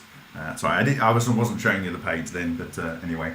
I think you know what I was talking about here. I was talking about this paper here with these things that last a long time. A mechanism other than relativistic energies by which electrons could have a very long confinement time and low scattering cross-section is electron scattering in a Ramsauer gas. I hope I've said that right. A Ramsauer gas. The Ramsauer gases are those gases that, because of quantum mechanical effects, have very low electron neutral scattering cross-sections at low electron energies. Figure 15 shows electron neutral scattering cross-section for several gases taken from reference 20. So this is here, it's argon, helium, nitrogen, and hydrogen. Okay? So argon is all the way down here. Now remember what I said at the beginning of the presentation? We were going to look at this other component of air, argon, this other large component of air relative to everything else that's left. Okay, so nearly 1%. And I said that we use that in our experiment. So low electron energies, you've got this particular property of argon. Okay, helium doesn't do it, hydrogen doesn't do it, nitrogen doesn't do it, but argon does. Okay. Of the gases shown, argon is a Ramsauer gas with an electron neutral scattering cross-section far lower than that of other common gases. Until recently, there was no reason to think that ball lightning could reasonably contain a Ramsauer gas and thus have long electron neutral scattering time. Now here's the kicker. Wait for it. It has become known, however, that some nitrogen oxides are Ramsauer gases. Some nitrogen oxides. What do we have in gas? In air, we have nitrogen and oxygen. So some nitrogen. So remember I said it was a molecule, not N2 or O2, but something made out of the air. So nitrogen oxides. It is possible that during the intense plasma chemistry associated with the lightning stroke, the oxygen and nitrogen of the atmosphere may combine to form nitrogen oxides, which may be Ramsauer gases. These Ramsauer gases may then permit the electron population to remain energetic for far longer than would be the case if the electrons were to scatter against ordinary oxygen or nitrogen molecules. This is very fascinating. Now, they don't talk about the ability of the gas to be better than argon, but we successfully use argon in our Vega experiments. And you can tell that from some of the colours that you see from the ionisation. So This, maybe there are other gases that are even better. But let's look. So this is one for Dave and Henk out there. This is really, really, I think, valuable because, firstly, they suggest that the nitrogen oxides might form in lightning strikes. Well, guess what? If I have it here, let me see if I can find it. Give me a second. I'm just finding a source for you.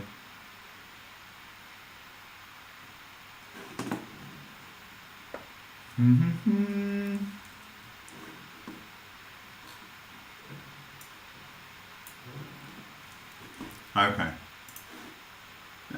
Just a second.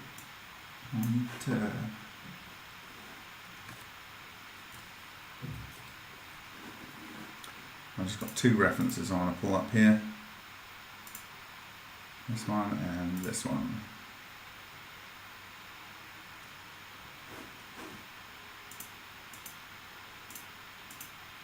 Talk amongst yourselves.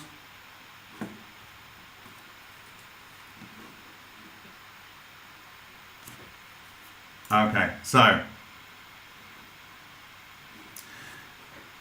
may form in lightning. Okay, so nitric oxide.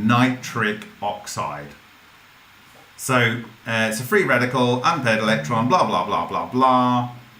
An important intermediate in the industrial chemical, nitric oxide forms in combustion systems and can be generated by lightning in thunderstorms.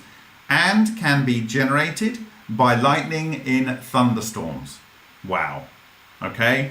So is it something to do with the fact that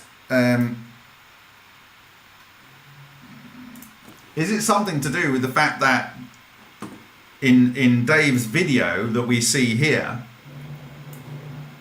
that nothing happens in the first several strokes? So nothing happens, nothing happens, nothing happens, nothing happens, nothing happens, nothing happens, nothing happens, nothing happens. Ta-da! And then something comes out. Could it be that there needs to be some build-up of nitric oxide from the initial discharges? Is that something that needs to happen, or do you just need some more of the air ionized? Don't know, but by ionizing it, you're going to create some radicals in there. Now, that isn't everything that we need to consider when we're looking at nitric oxide. And I want to refer to something that I've been talking about quite a lot, about capturing the magnetic condensates of cold neutrinos. If you look at our document which I shared yesterday, and it's here, this is the actual document on the magnetic susceptibility of elements and magnetic susceptibility of compounds. If you look at nitrogen, it's actually negative. So that's not going to want to play a role. It's going to push these magnetically charged neutrinos away. But look at nitric oxide. Look at nitric oxide as a gas. It's actually, nothing compared to oxygen, but it becomes positive. So it has not only this particular property of stopping the electrons from losing their energy or whatever, it also has this magnetic property where if these cold neutrinos, so in two different ways, nitric oxide might be a valuable thing. So from their point of view or from the Paul Collet point of view, and the whole cold neutrino things, whichever one is going on, now you're onto a winner with nitric oxide. And so I have looked, and we can purchase nitric oxide here from Lind, and this is for you, Henk and David. Henk has been hounding me. What gas can I get that might encourage the process? Well, I think we're already doing good with adding small amounts of hydrogen and doing good with adding argon, and the residual air is leaving some moisture in there, low levels of moisture, but also some oxygen, and the oxygen, I've said, is very important, I believe is very important. But nitric oxide could be very valuable for these, whichever hypothesis you're going for, it's kind of onto a winner. And so I don't know what the cost of this is. They probably need some support for purchasing some, so we do need to see how much it costs. And so I ask Henk to see, because he's already in contact with a Lin supplier when we were looking at other gases. But I think you can get this nitric oxide compressed 99% concentration, and so I think this is quite exciting as a prospect for exploring. It's a testable hypothesis, and it has two potential ways of having a benefit. One is on this property where it's not lowering the energy from the electrons, and the other one is that it has this high and positive magnetic susceptibility. Okay, so that is a piece of information for today for the experimentalists. So we will go back to the paper. So just to summarize, it is possible that during the intense plasma chemistry associated with the lightning stroke, the oxygen and nitrogen of the atmosphere may combine to form nitrogen oxides, which may be Ramsauer gases. These Ramsauer gases may then permit the electron population to remain energetic for far longer than would be the case if the electrons were to scatter against ordinary oxygen or nitrogen molecules. So I would suggest this for also the Sapphire team if they aren't already using it. Okay, so how is everyone? How is everyone? Right, okay. The implications of ball lightning observations, so I kind of basically stopped reading at this point, but I will read this because there's the sort of more conclusions. Implications of ball lightning observations. The large body of ball lightning observations indicate very strongly that it is a real phenomenon, the physics of which should be explainable in terms of known physical processes. If we are willing to grant the reality of ball lightning, then what are the implications of interest to the plasma research community? One feature of ball lightning that motivated several of the surveys cited previously is the long duration of the ball lightning. These times are much longer than the containment time required for net power producing fusion plasma. So that is kind of what we're doing. And we already know, personally, from snowballs on cobblestones, that it is fusing oxygen, two oxygen molecules to sulfur 32. And if I run that reaction here for you, and we go to nanosoft.co.nz,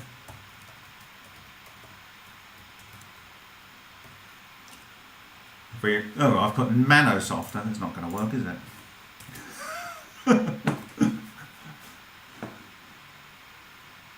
Okay, running a bit slow there. Okay, I don't want that one.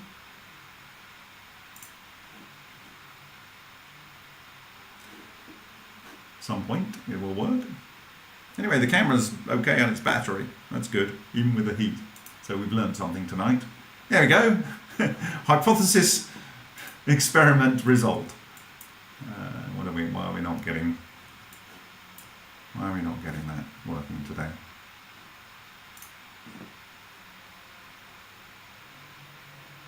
Okay, so we're running fusion reaction and we want to put oxygen in here, and we want to put oxygen in here, and what do we get? Okay, so if you don't have any neutrinos in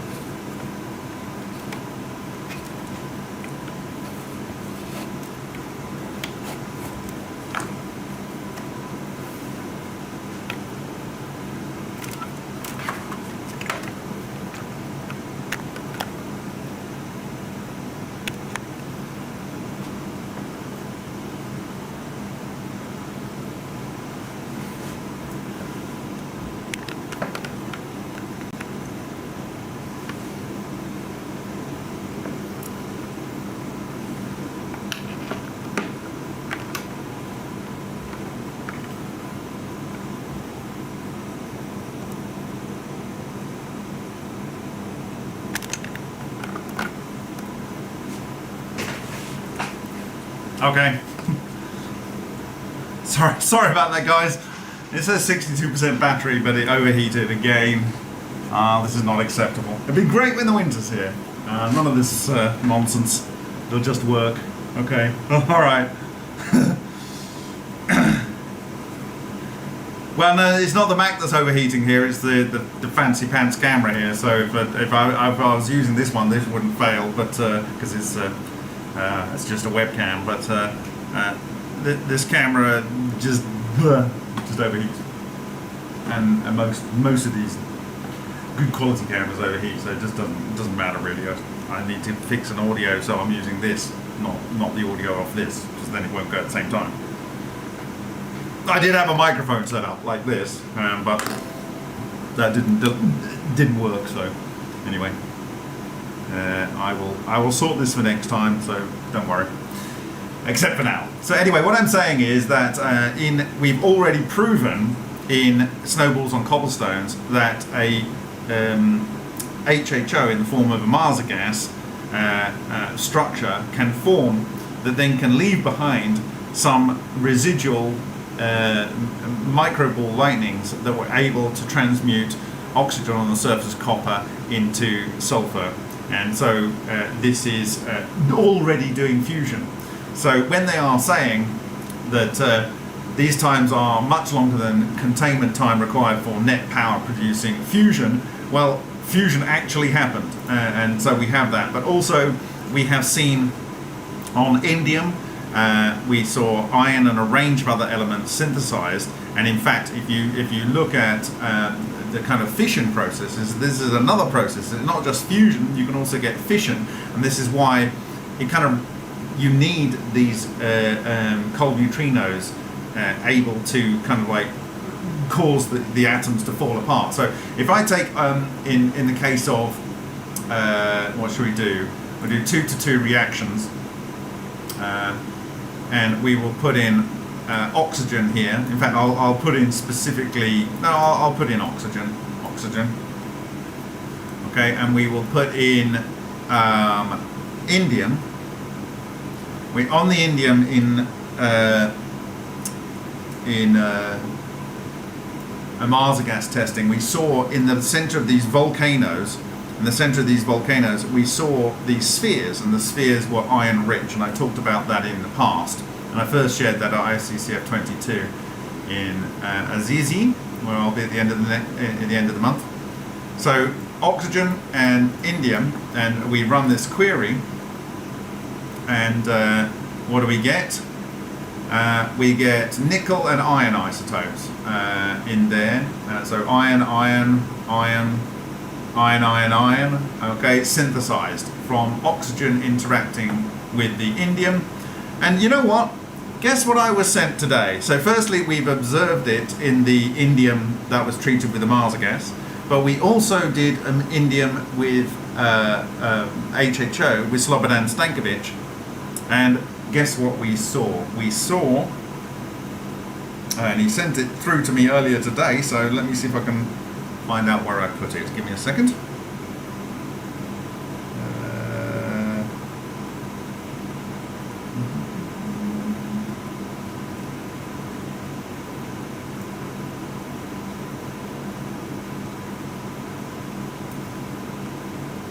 Here we go. So this is a spectrum recorded from HHO at Slobodan Stankovic's, and it's identified, guess what? It's identified iron. And there's no iron in the gas, there's no iron in the indium, and there it is, very, very strong peaks of iron. And so we have now seen it synthesized on the indium exposed with the Mars gas, and we've seen iron synthesized, it would appear, and observed in the spectral lines coming back from an experiment in progress. And so there you have it. Okay, so that's just a little tidbit for those that were willing to suffer through my technical problems here, and we will continue, hopefully, with the air conditioning and the noise in the background. Okay. So what did someone need something clarified there?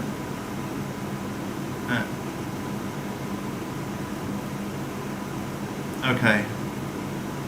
Okay, so WP for Truth says, hey Bob, you said EVOs produce water and sand. Could that be plasmas processing the air surrounding it? It could be.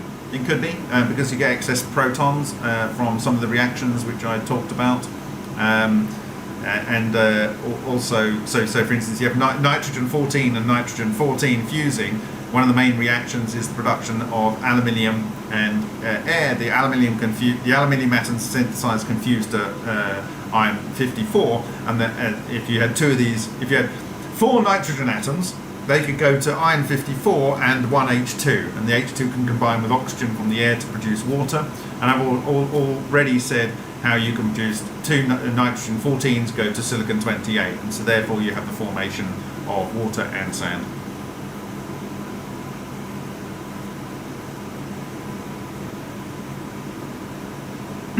Okay, so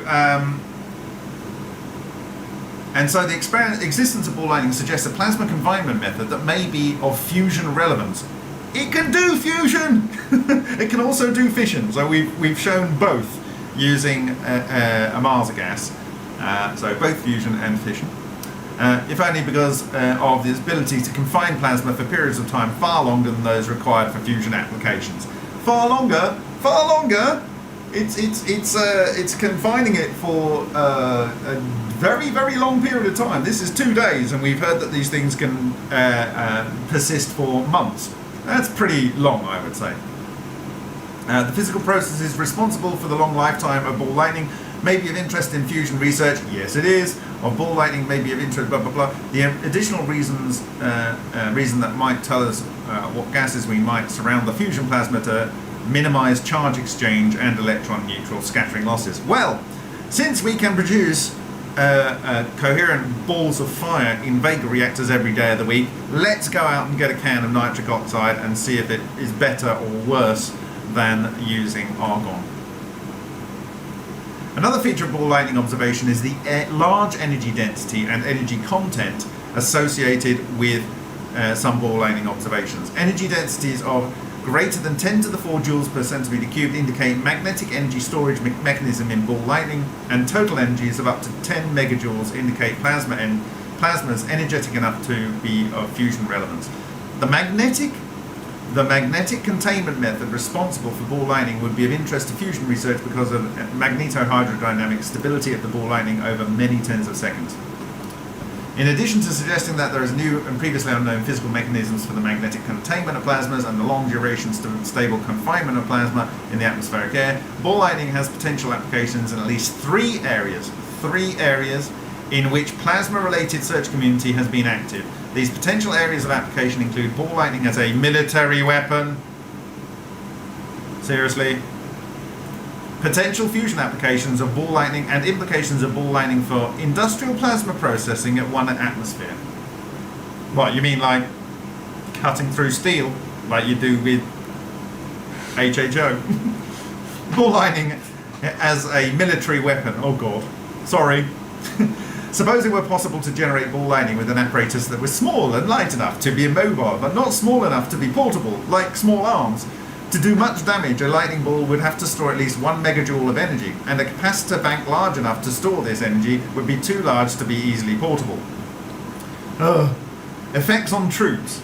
Perhaps the most significant effect of ball lightning on troops might be psychological.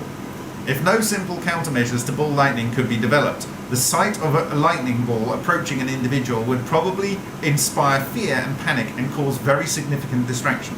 The ball lightning literature contains many reports of individuals who were stunned by ball lightning, and a few, like Richman, who died from contact with ball lightning.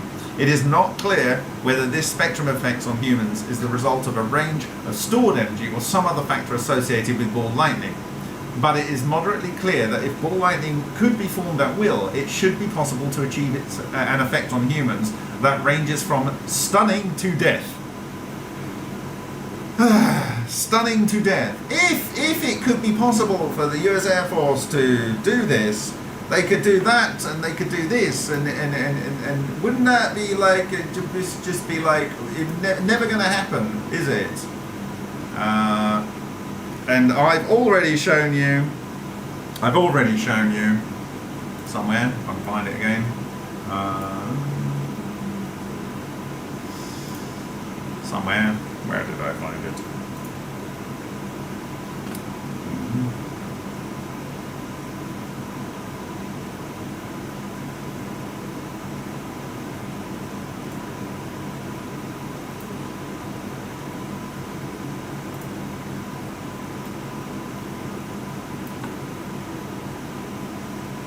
Okay.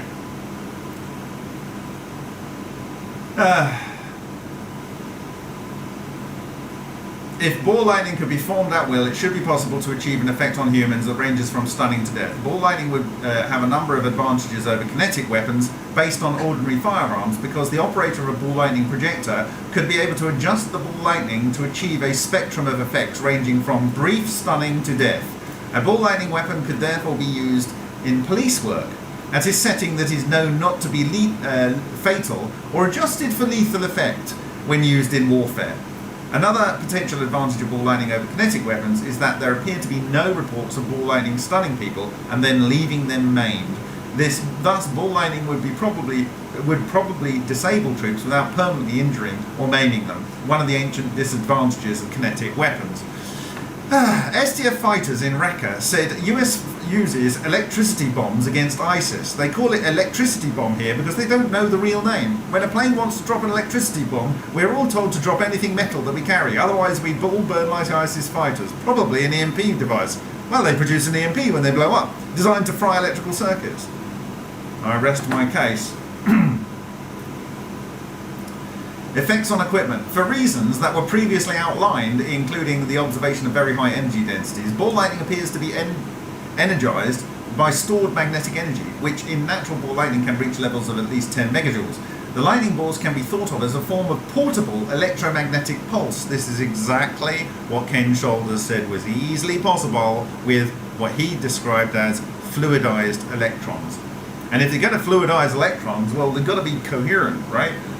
If a lightning ball were to come into contact with antennas or any solid-state electronic system, the high voltages and high currents associated with sudden decay of the stored magnetic energy would probably damage or destroy any electromagnetic receiver. A ball lightning projector could probably irreversibly damage most sophisticated weapons used on the modern battlefield that contain solid-state electronic components. It's just like that. It's just like, it is what it is. So, you know, it's not like it's guesswork. They've already got these tools. And in fact, I believe and have said for a number of years that all next generation technology will be using exotic vacuum objects or ball lightning projectiles. It is also likely if ball lightning can be accurately aimed. Bearing in mind this was written in 1993. 1993. It should be possible to trigger munitions. It is also likely that if ball lightning can be accurately aimed, it should also be possible to trigger munitions with the sudden and rapid decay of its stored magnetic energy and to affect other forms of physical destruction. Exactly what was said by Ken Shoulders. The literature on ball lightning contains numerous descriptions of severe damage done by the explosions of lightning ball. In a few cases, explosive experts have identified the energy content of the source as being greater than 10 megajoules.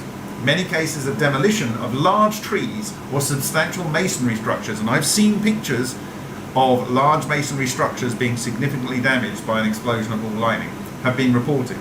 These observations indicate that ball lightning should have substantial capacity for physical destruction. This is infusion technology. But the potential drawback of this is that the capacitor banks that would be needed to supply such a ball lightning projector are relatively heavy and cumbersome at the level of megajoules of stored energy. No, it isn't all of the energy that it can gather, because if you're generating all of this fusion energy that I'm talking about in this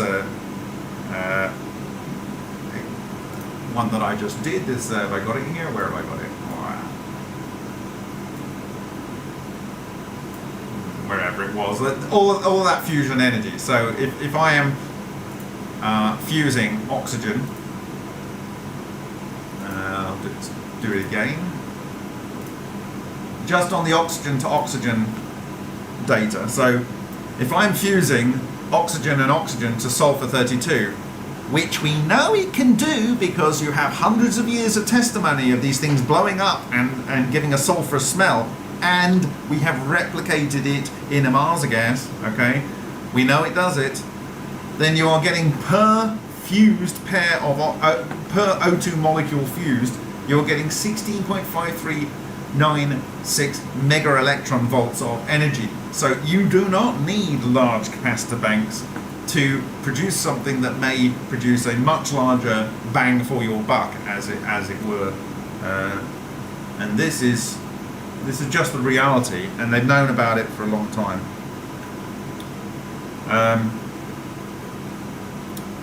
Application of ball lightning to fusion reactors. Suppose that it became possible to generate ball lightning in the laboratory, and the plasma parameters of ball lightning could be made to include the densities, kinetic temperatures, and containment times required to meet the Lawson criteria.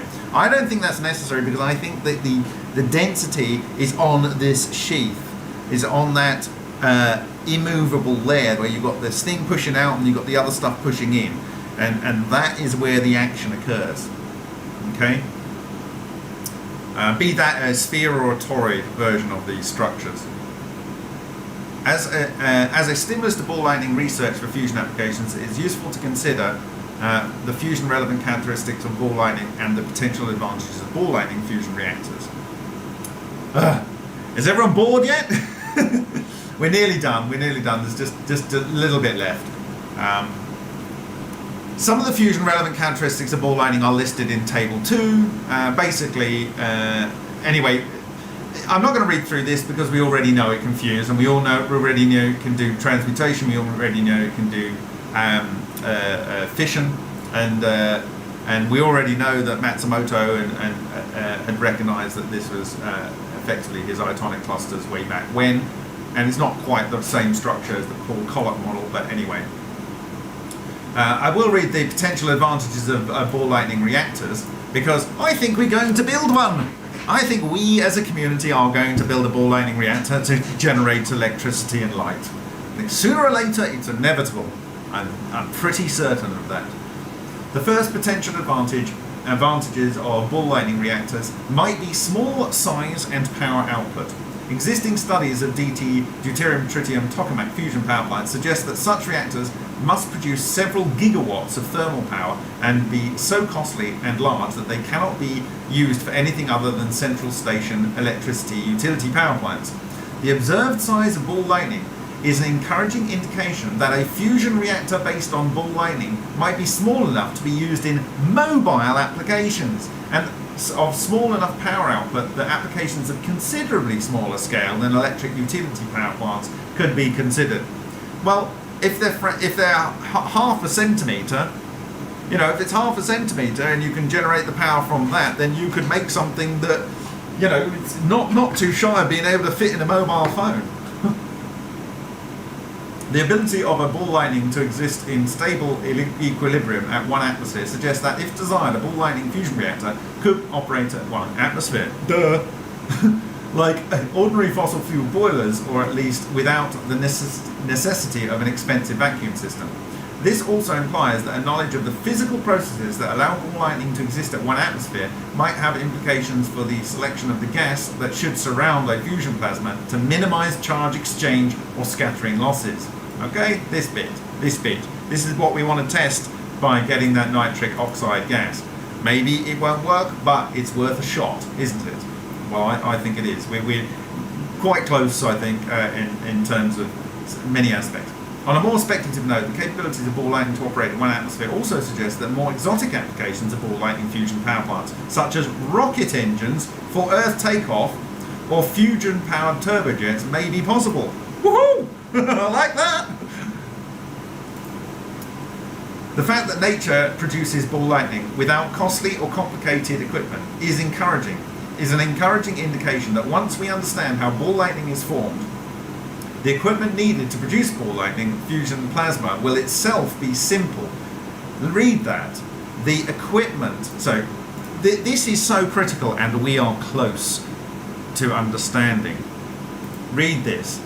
The fact that nature produces ball lightning without costly or complicated equipment is an encouraging indication that once we understand how ball lightning is formed, the equipment needed to produce ball lightning fusion plasma will itself be simple and require only relatively simple containment equipment by current standards of magnetic fusion research. This is your money phrase. That is your money phrase, and that is what we should work towards.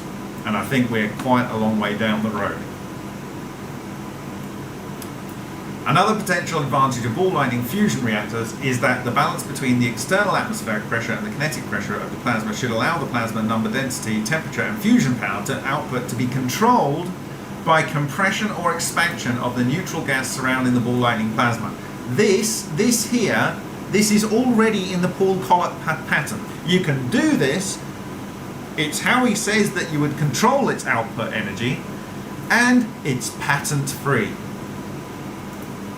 If one compresses the surrounding neutral gas, it is reasonable to expect that an adiabatic compression of the confining magnetic field and its associated plasma will occur, leading to a hotter, denser plasma and greater power output. And that's not even considering the fact that it's self-generating power which could feed back into itself. Thus, while the ball of plasma is undergoing fusion reactions, the power output should be capable of being adjusted on demand. This type of reaction control was contemplated by Collet in his US patent, as I've just said, and it's now available for everyone to use. Finally, the ball lightning literature contains reports of ball lightning that lasted for durations of well over 100 seconds. There apparently is a slight tendency for small ball lightning to last for somewhat shorter times than large diameter ball lightning, but on the basis of existing observations, it seems reasonable to expect that ball lightning reactor plasmas, once formed, should last at least 10 to 100 Lawson containment times and allow virtually complete fusion burn without refueling. It is not possible to say that at this time whether the refueling mechanism could be found that would allow the magnetic field in a ball lightning reactor to regenerate itself and maintain the plasma in a steady state. Most likely a ball lightning fusion reactor will be repetitively pulsed device similar to that suggested by Collet. So you could have a thing where you build it and you build it and you build it and you build it, and before you get to a point where it's going to interact with the reactor containment, you just push it too far and it blows up. And then you repeat the cycle. So it goes pulse, pulse, pulse, pulse, bang, pulse, pulse, pulse, pulse, pulse, bang, pulse, pulse, pulse, pulse, bang. And what you're trying to get at the bang is you're trying to get enough level of coherence, in my view, that you are getting the oxygens to fuse, or you're getting the electrons to interact and release their energy in some form. But that's the pulsed way. But if you can get it stable, if you can feed it what it desires without it falling apart or running away from you or interacting with your body, and just monitor it so that you extract the output from it and manage its rate. This is described by Ken Shoulders. He says, you can feed them and they want to be fed, and you keep feeding them. But then if you stop feeding them, then they will fade away. And you can see that when we've got these balls in the Vega experiments. They're there, they're not there, then they come on, and there's a period of time between when you turn the power on and they're not there and then they are. And then if you turn the power off, then they disappear. But if you could feed it, all it needs to get to the right state where it's doing what it needs to either produce energy through nuclear transmutation or nucleon collapse, or condensation of matter, which may not be something you actually physically have to put into the reactor, and I'll go into that in a future experiment, a future description of things which will support that concept. Then you can have it self-feeding and condensing and producing energy from that condensation process. Okay. So, and to say that this was all out in 1995 in fusion technology and people weren't really taking it seriously, I don't know. Obviously, people have taken it seriously because, people in Syria probably had to put up with the pointy end of the knife on that. But anyway, ball lightning fusion reactor concepts. The potentially small size and ability of ball lightning fusion reactor to operate in atmosphere open up large variety of potential applications that are not possible for most other magnetic fusion containment concepts because of their unavoidably large size. Such potential applications include space power and propulsion systems. Woohoo! Yay! That's what we're after. Where power outputs ranging from 100 kilowatts to 200 megawatts are required. Yep. A range not easily supplied by the deuterium, tritium, tokamak or other mainline. Yeah, try and fly it. try and get that tokamak that's being built in Europe up into space. It's going to be a lot of effort, right? No, small units sound good to me. Deuterium, tritium, tokamak or other mainline magnetic fusion concepts. The possibility of ball lightning fusion reactor operating in the atmosphere may open up. So, you know, you have national labs in the US and you have NASA very seriously interested in this in the 1980s, the 1990s. This is not a new thing, but the fact that what we've been able to show, and Dave and Henk have been able to demonstrate, and we've been able to work towards over the last best part of the last year, is that very, very cheap and simple equipment can achieve many of the effects observed, so therefore. So the possibility of a ball lightning fusion reactor operating in the atmosphere may open up, for the first time, a realistic probability of a fusion rocket capable of operating from the surface of the Earth to low Earth orbit. Prior to the emergence of this concept, fusion power and propulsion systems for space applications were restricted to the vacuum of outer space. The potentially small size and simplicity, this is the point. The small size and simplicity of ball lightning generation confinement equipment. This is where we're going to be able to win on this. Would open up a wide range of mobile applications for fusion reactors for land, sea and air transportation. It is intriguing that ball lightning as small as 1 or 2 centimeters in diameter has been observed. If something this small were capable of fusion reactions, and we know things much smaller than that are capable of fusion reactions because we've seen it on snowballs on cobblestones. I can't even begin to overstate the importance of that observation in the context of what is being discussed here. We were able to synthesize, using micro ball lightning, the exact element from the observable elements, the available elements in the air that ball lightning is said to produce the smell of in the historical records that are available of it. And this is in something which is microns in scale. So you can create very, very, very small fusion reactors. We've done it. We did it in seconds. You saw the video, the end of the beginning, in when we exposed that 10 yen coin. I can tell you that I sent 2 10 yen coins from my stock the day before yesterday to Slobodan to test because we couldn't get any, or I couldn't find them before I went last time. And on I just posted it. I got back and he sent me on his computer. He found 3 in his drawer because he went to Japan to ICCF 20. He found 3 in his drawer in his office at work. So a bit of synchronicity there. But we're going to be able to test that again, and so I'm quite excited whether we'll see this same kind of observation using his HHO. If something is small, we're capable of fusion reactions. Fusion engines for automobiles, trains and trucks would not be out of the question. Even if ball lightning fusion power plant required plasmas with dimensions of several meters, applications to submarines and surface ships might be possible. This is going to be possible in toys, in toy drones, oh god. The capability of ball lightning to operate in the atmosphere raises the possibility of fusion energy source for aircraft, with a turbojet engine or fan jet engine using fusion rather than chemical fuel in the combustor. Another application that could follow from the potentially small size and simplicity of ball lightning fusion reactor is the distributed household primary energy sources might be possible, in which every individual household and apartment building has its own fusion reactor to provide heating, air conditioning, water purification and electrical power. Boom! That's everything you need. Right there. Let's do this. Implications of ball lightning for industrial plasma processing. Yeah, we can chop stuff up and melt stuff. Potential features of ball lightning in industrial plasmas.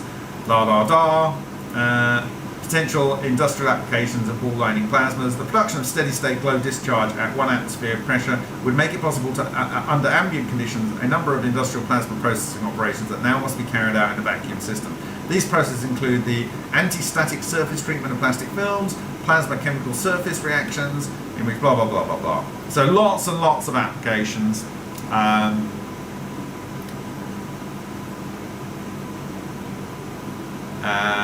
Okay, summary. If the potential of ball lightning plasmas for military applications, fusion reactors and industrial plasma processing is to be realized, a beginning needs to be made on the basic research. That is what we've been doing, and development work needed to provide necessary information about ball lightning physics. Well, you know, you can argue about the physics, but it's kind of like, you do this, you get it, it does that. We can use that to do this, that and the other. Then people can argue about the physics, but I think we're getting close to an understanding of how to generate these things. One of the principal reasons that ball lightning is not better understood is that the random natural event cannot be duplicated in laboratory. Sorry, it can. So I'm not showing you that.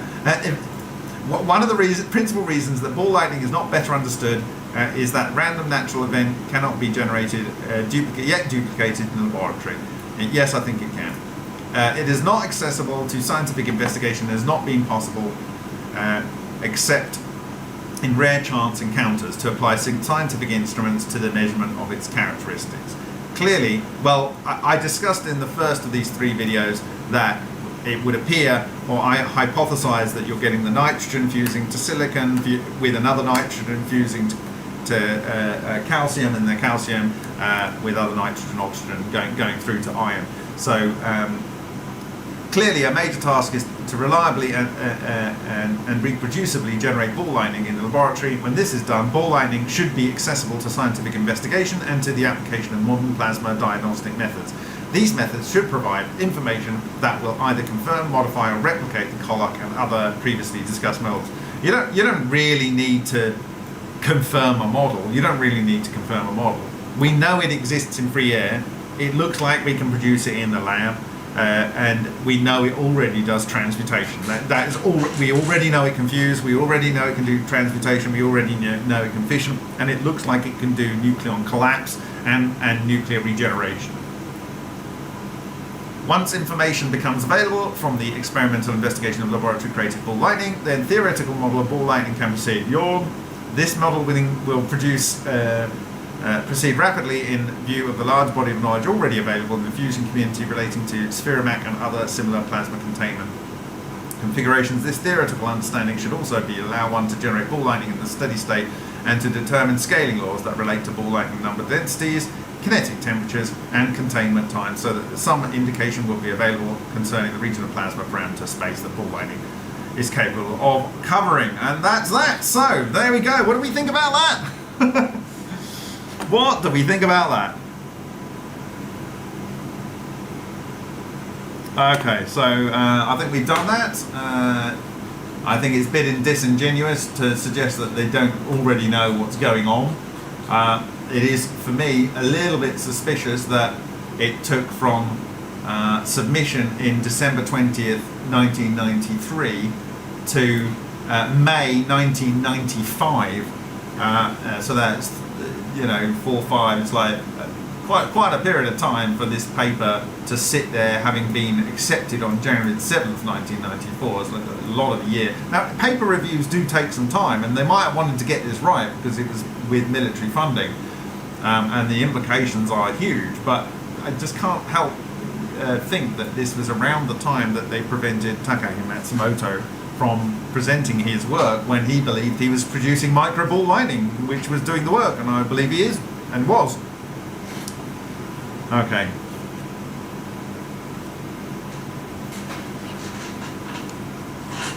Yeah, I think it is remarkable. When I started reading this last night, I thought, oh God, I've got to do another presentation today. I had no choice.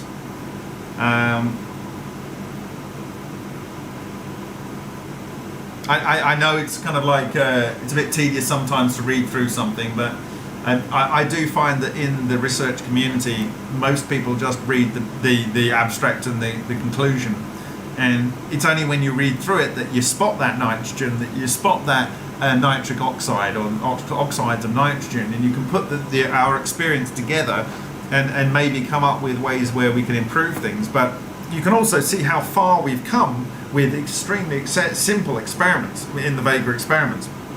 And all of the information that we've been able to share, and I can tell you there is a lot more to come, and I'm really excited for the experimentalists on this, and I would like to be in a position that when I'm able to get out to Henk later in the year, after I've been to Italy, that I can have all the cameras on there, and we can have maybe this nitric oxide in play, and we can see what we can do with it.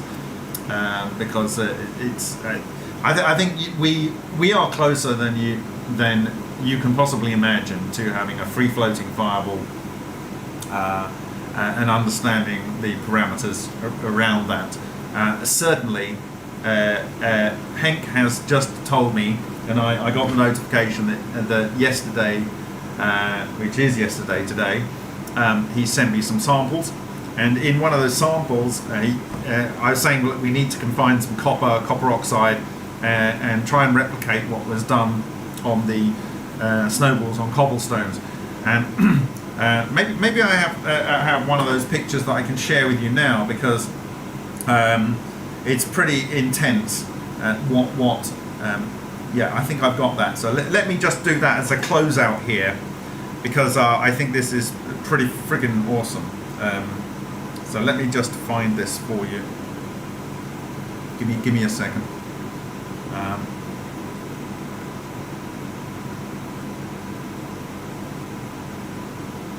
So thank you to Henk for this work. So I need to check which one it is.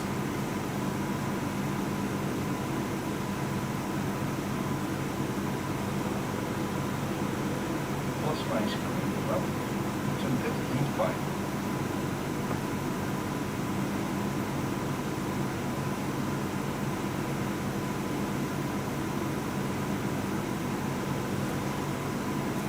Okay. So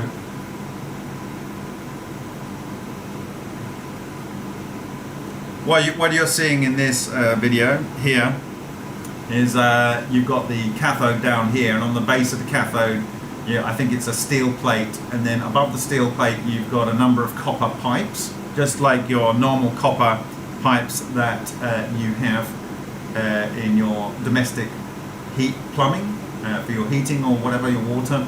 And then there's another steel plate on top.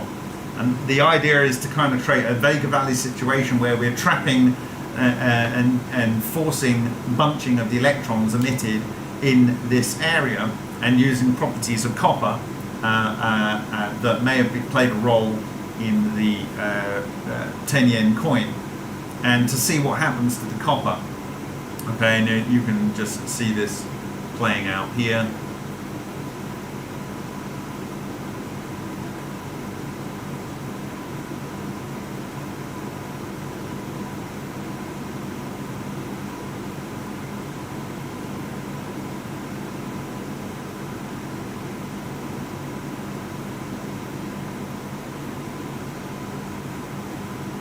Okay, so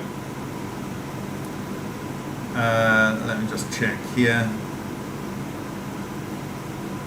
So then I'm going to show you the aftermath of this, and hopefully if it arrives tomorrow, I will see if I can throw one or more of the pieces that I receive on the SEM, and we will have the confirmation of confirmations.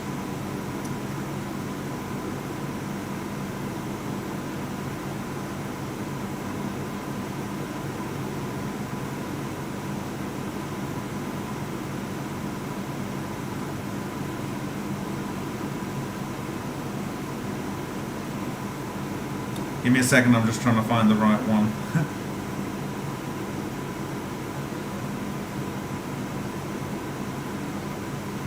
Okay, so this is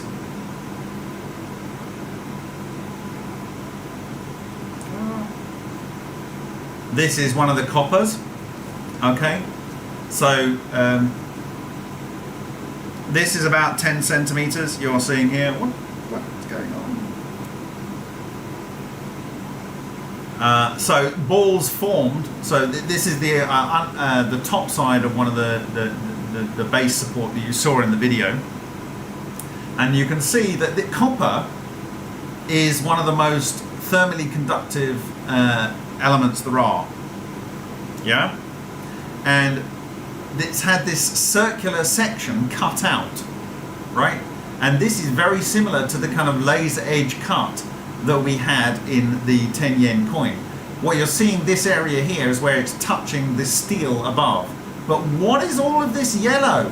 What is all of this yellow? And these spheres out of one pole have an ejection. And I would be not surprised if we found that this was carbon rich under this ejection, just like we saw in much smaller forms in the work of Takaaki Matsumoto and in the work of Slobodan Stankovic presented at ICCF 22. And so this ejection here, and this is a sphere and this is a sphere. But the interesting thing is, if this was all hot enough to melt, like, why didn't it just like melt the whole thing? It's copper. It's really, really conductive, and it's even it's bizarre. But what is all of this yellow? So I'll just play this through, and you can see it.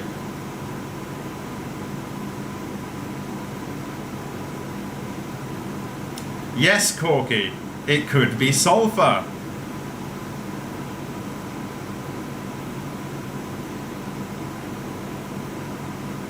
And look how sharp this edge is. Look how sharp that edge is. It's just like on the 10 yen coin. How on earth does that happen? How does it happen? It's crazy.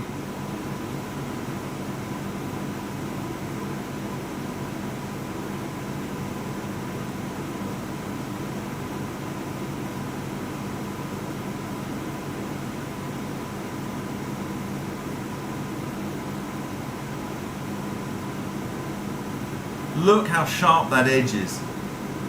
Why? And this, I believe, is your plasmoid is growing. So there's a bunch of videos in this series that Henk sent. So thank you, Henk. We'll do another one here. This is, I think, using microscope, so you can see a little bit more detail about how sharp this edge is.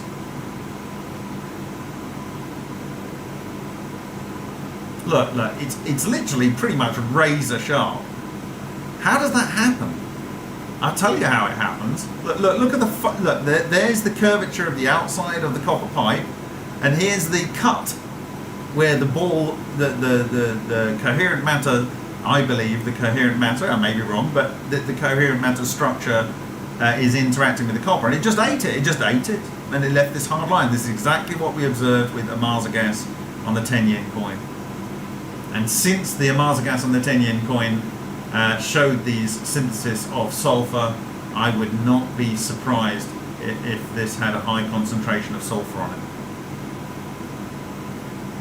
And that, I believe, would be from the residual air in the reactor, because these Vega reactors, he doesn't have a very strong vacuum pump. Look how sharp that edge is. Look at it.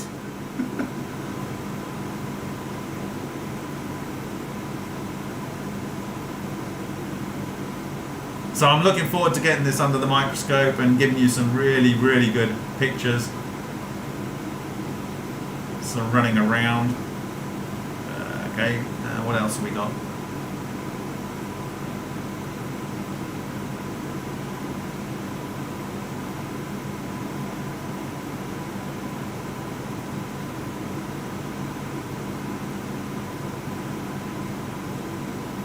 This is another part of one of the other tube, but again you've got these circular sections cut out with these very, very, look at how sharp this point is here. It's comically sharp.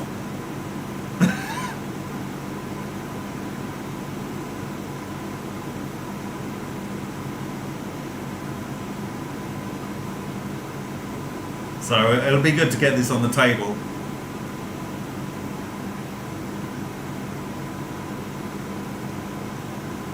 How do you have a ball that cuts something out here and a ball that cuts something or something here, and it just leaves this bit of copper sticking out? I mean, this is not a thermal process in the traditional sense. I mean, there is an elevated temperature, of course, but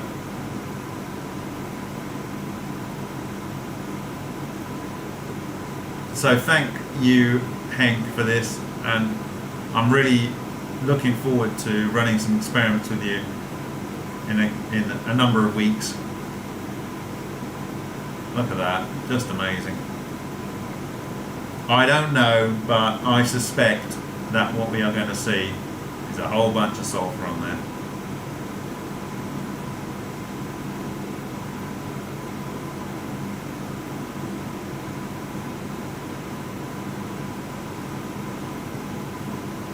And it's got another microscopic shot here. A little bit different. This is like a cut. Anyway.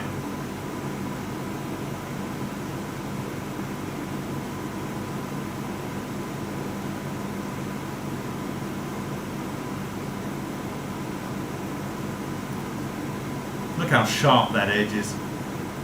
Just amazing. Just amazing. How does that happen?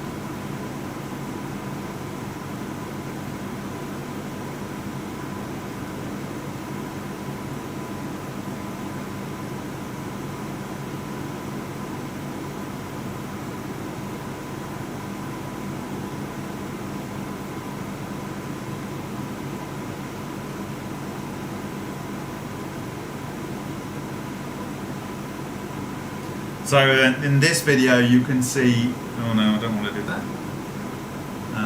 In this video here, when I get it up,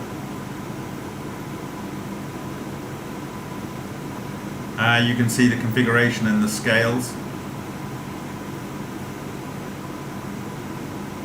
So you can see the thickness of the metal on top relative to that screwdriver tip.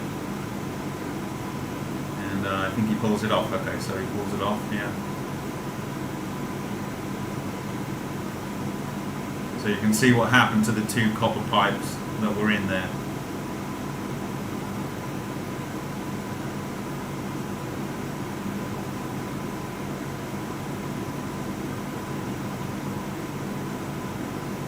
And you would imagine if the copper was getting genuinely hot, the copper pipe would just like melt and go down, but it doesn't. It's just these bits that are being consumed, these circular bits, and made these spherical balls of copper. It's great. I love it. Well done, Henk. Well done, Henk. Look at that. Look at that ball that's cut out there, and another one that intersected. Maybe it's the same one that shifted over, or it's a pair. Maybe this is one here and one here. It's like the actual overall structure is represented there, but really special. And you can get an idea of the scale. This is 10 millimeters. It's at least a centimeter across. So within the ballpark of these smaller ball lightnings that they're discussing in this US Air Force paper. And another ball was under there and it just ate it out, but left the rest of the pipe in situ. It's just hilarious. Look at that, look at that.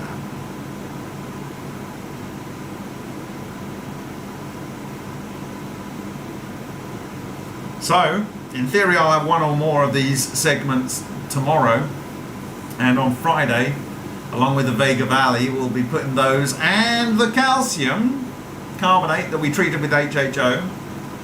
And we've got some exciting spectral data with that, which seem to produce silicon and iron, and these are elements that should be produced as predicted by the Parkhomov table when you interact this gas with calcium oxide, and it's just beautiful, so I think we're really on the cusp of something quite special here. I mean, I've stopped getting very excited about transmutations because you just see it all the time, but I think we're really on the cusp of something Okay, so have we got any questions? Blues, you probably joined in at the right point. Essentially, there's this paper here, and I've given the links to it in the description of this video, and you can go and download it if you can. If you can't, let me know. And it's from 1995. It was written in 1993, and it's around the time that Takaaki Matsumoto started talking about microball lightning. And they talk about the scales of 1 centimeter to 2 centimeter. And I've just been sharing videos of technologically produced ball lightning like structures, which seem to have been able to cut out round sections from a copper pipe in a Vega experiment here, leaving these wonderfully sharp tips. Hilarious like behavior, like so you've got a like a curve here, double curve, like one there, one there. So is this one ball lightning that formed here, or is it one that was here and it shifted over here, or it's two? I don't know, but I'm going to look at the geometries of this if I get this piece tomorrow in much more detail, and then look at it under the SEM EDS, assuming they'll let me put something this large under it, which they might do. But this is 10 centimeters, sorry, 10 millimeters rather, which is in the conclusion down here.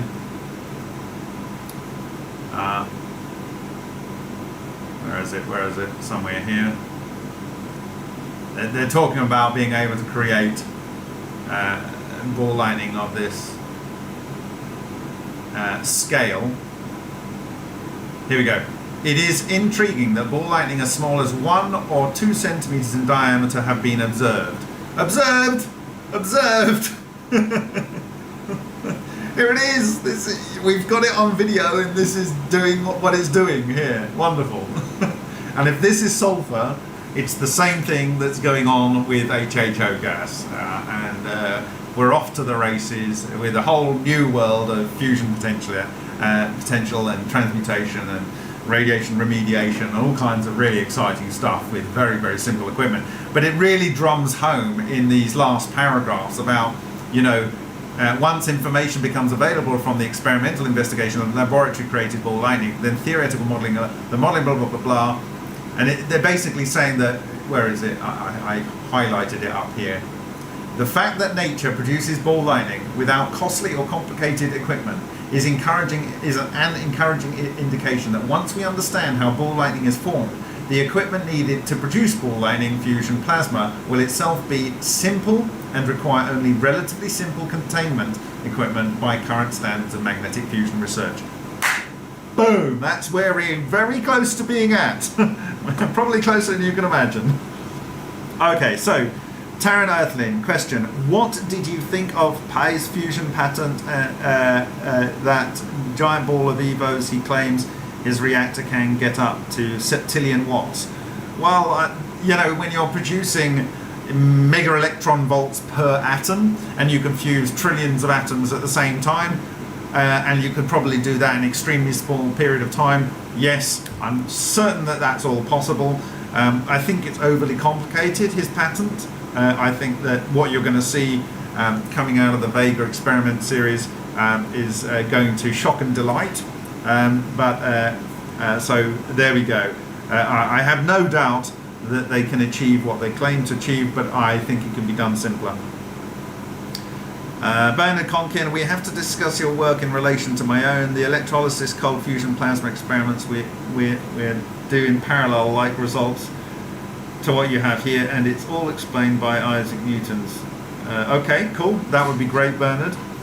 Thank you for sharing public information, knowledge, and wisdom for solutions for Earth. Okay, great. Yes. Okay, good, excellent. Share away, Steve.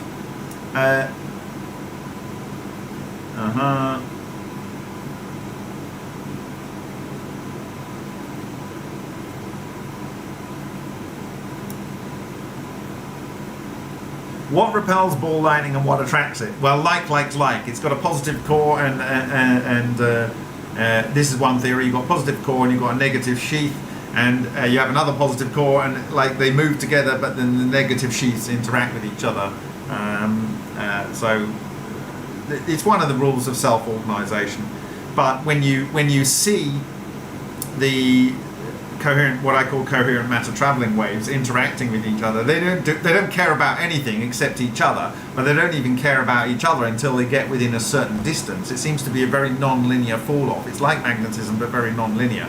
And when it gets into that zone, so you need to go and look at the videos about extreme interactions where we're looking at these things that Dave and Henk produced, and I analysed the videos and pulled out keyframes and linked things together so you can see the behaviour of these structures. It's just amazing, amazing.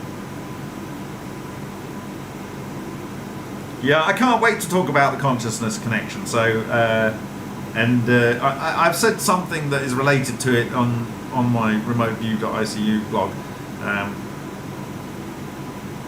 Somebody explain what he did to the copper. Oh, well, you missed the video where I showed where it's in a Vega experiment, but basically the Vega experiments have 4 microwave transformers chilled. I think in the case of Henk, he chills them with airflow. I think Dave has got them in a vegetable oil bath or something. That's basically the nub of it, really. So it's just a high voltage supply in a relatively low pressure residual air environment, and argon or hydrogen or whatever is added into that environment, and we're testing various structures of material and various elements in a fairly rough and ready way to get and have been doing, and configurations of where you've got a hole here and a piece over there and a pointy bit there and so on, to see the behaviours of everything. And I think we've just learned so much from such cheap equipment. But it's the most important thing is that Dave and Henk, they have, it's been wonderful to work with them because I've suggested things to them, they've done them, we've learned from that, then they've done things, and then I've learned from that. And I've shared it with the community, and the community have put things out there, and those have fed back in. It's been a really wonderful, virtuous cycle. And I want to get Henk really in a position where he can do live experiments, although they are very, very taxing to do, and not if you don't have support. So hopefully when I'm with him, we can do a couple of live experiments. So I think that would be really good for the community. But essentially, it takes place in in mostly scrap metal container with crude means to seal it, and so this is the type of experiment that you absolutely should not do at home because it will kill you, but it's absolutely possible for it to be done, but you shouldn't do it because it will kill you. So no one try it at home, kids.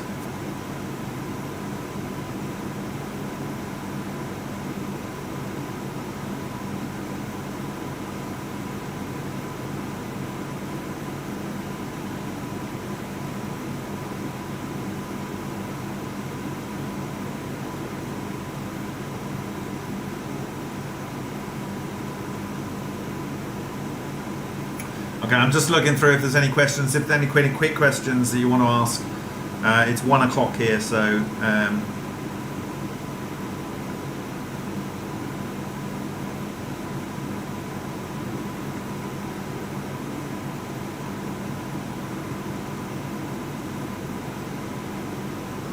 so I think the last video I'm going to do before I focus next week on my presentations for Italy, I'm going to do well, maybe 2. I'm going to do a quick one, which I'll probably record offline, for Binjuan Huang's ultra experiment with copper and the analysis that he did and how that works out.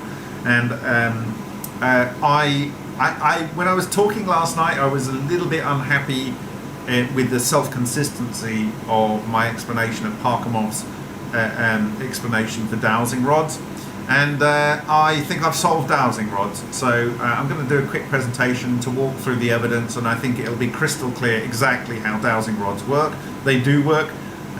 They've been used since at least the Middle Ages, and probably much, much longer. They're used every day all over the world to find metal pipes or cables under the ground or flowing water particularly that's important, under the ground. And I'm going to point to data from the 1950s and from data from the 1990s predominantly, and when you will just kick yourself, and I believe that this is the explanation for how dowsing rods work, and that can be out of the way and I don't have to think about that again.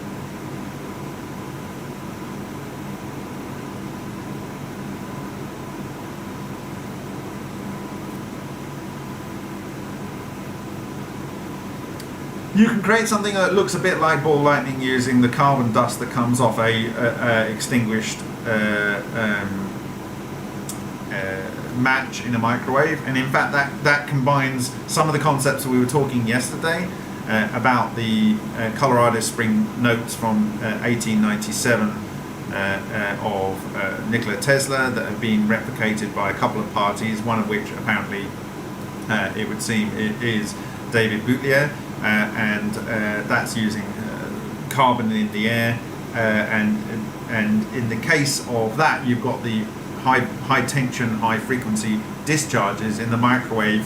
You've got the microwave stimulation to create that, and that creates charges between particles in the standing waves in the microwave, which charges up, and then you get discharges, and that triggers a whole sequence of events.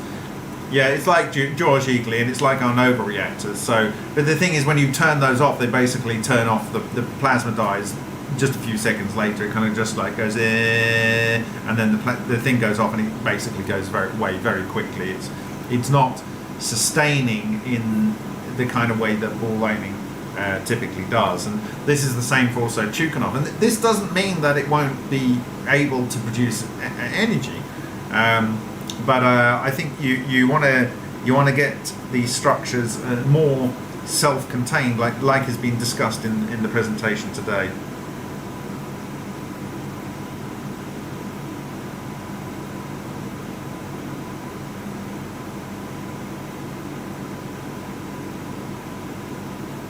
Yeah, that is one explanation for dowsing rods, but I'm going to offer something else with a different context to it.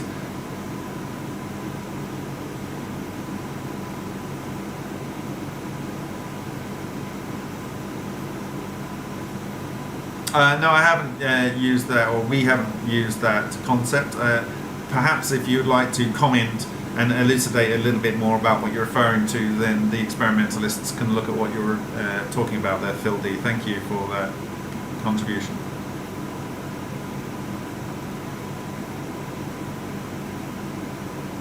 Yeah, the reason I chop and change with things is that there's some things that I realise I need to say before.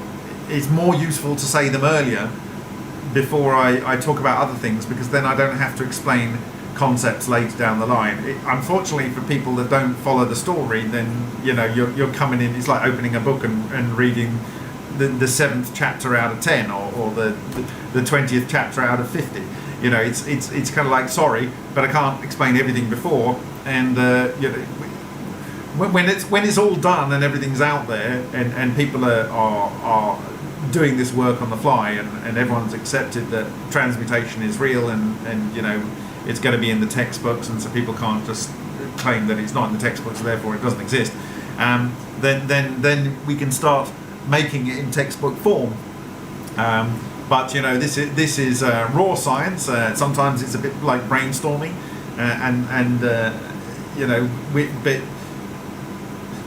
what I learned earlier in this process is that too many people were ignoring what was already done in the past, and it's not that they necessarily chose to do that, and it's that they didn't necessarily have the ability to find the papers or even know that they were irrelevant. And so with modern internet searching tools and relational databases like the one we've got, the Leonard events database at nanosoft.co.nz for looking through historical papers, but also a lot of people don't look at the references in other papers, and so they just read the paper they're reading and only probably parts of it, and they don't look at what was in the other paper that built the paper that's more recent. And so a lot of stuff can be missed, and it just takes effort to go through and look at things. And why I decided to change what I was going to do in the next couple of days and just go ahead and read this is because so much of what they're talking about is things we've actually observed and can repeat. And they're talking about if we could create things that are 1 centimeter, then you could do fusion. And I think that's what we've already done. When you look at these images here, let's look at these images. You are seeing, well, these are the samples apparently I'm being sent. So there's a whole bunch of things, different electrodes, stuff that was put into different parts of the reactor. But anyway, so when you're seeing something like this, with this 1 centimeter piece removed from here, it's already what they're discussing as a thing that you'd like to be able to achieve, and it's been achieved relatively simple in a Vega experiment.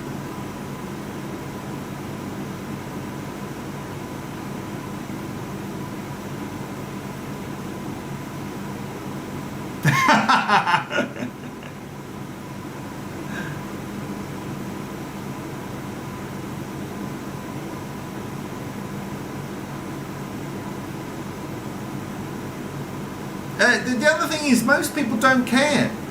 They're too worried about whether they're going to be able to pay the bills at the end of the month, really. And I can tell you that is a concern we all share, I'm sure. Or they're worried about whether they've offended someone or their partner, or the kids are happy with them, or whether someone's going to come along and want to stick something in them against their will. The people have got all kinds of things going on in their lives and very little time for actually thinking about what they need to do to ever discover anything, let alone review what's already been discovered in the past, because people want to do it for themselves. And the problem with that is they kind of they give themselves tunnel vision and think that their idea is what needs to be proved, and if they don't prove it for themselves, then they didn't invent it. And it's like, but then you just might waste your whole life reinventing something that was already invented before. And you can see a lot of people do that. A lot of people do that, and I read somewhere recently where a large proportion of the patents that are being awarded in Europe, they're only being awarded because the patent examiners can't be bothered to find out realistically, really, whether these patents or things have already been discovered before or put into a literature. And so many patents are just completely useless right after they're awarded. But I have to say the Paul Collett patent is really something quite original, but when you look at it in the context of what we're observing and what is observed by Bogdanovich and shared and caught on video, this is the thing that they say the video camera doesn't lie, but then you've got all these things that makes fake videos these days. But when we see the behavior of those what I call coherent matter traveling waves in the Vega experiments, that is what you're seeing. And you might have an opinion of what nature can do, but that is what it's actually doing. It's not lying to you, it's just showing you what it does. And it isn't we can't force our will on it in that respect. It's just going to do that. And when these coherent balls, they form, and they could chop up and destroy all kinds of matter, and then they boom and they go. It's like, that's what they do. That's what they do. But it's nice to see quite a few of the things that we've observed actually discussed as things that ball lightning does, but we've actually observed them in a technological experiment.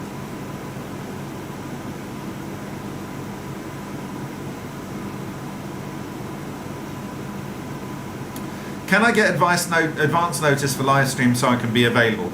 So the two ways you can do that is subscribe to the MFMP YouTube channel, and the other one is to subscribe for free to my publishing site, which is at remoteview.icu, and it's on the Substack platform. So if you go and subscribe to there, what I will typically do is when I do a video or a video that will link into a series of videos, it will be as a new posting on there, and you will get notification into your email account. The thing about the social media platforms, they only send, like, so for instance, if you've got like 2,500 people, like let's say we've got 2,500 people on the MFMP Facebook channel, they will typically only distribute that posting to maybe 30 or 40 of the people on your channel. And if those 30 or 40 people have traction with it, they might send it out to another 10, unless you pay them lots of money, and then they'll send them to a larger fraction of your followers. But in the case of the Substack, if you're subscribed on Substack, then every single person that's subscribed will get a notification. And normally sometimes I do a whole blog, or sometimes it's just a link to the video and when it's going to be held. But I try to give notice, but often you're only going to get like an hour or two's, a day or two's notice at most, because I want to get what I've decided to do out of my head as quickly as possible and move on to the next part of the story.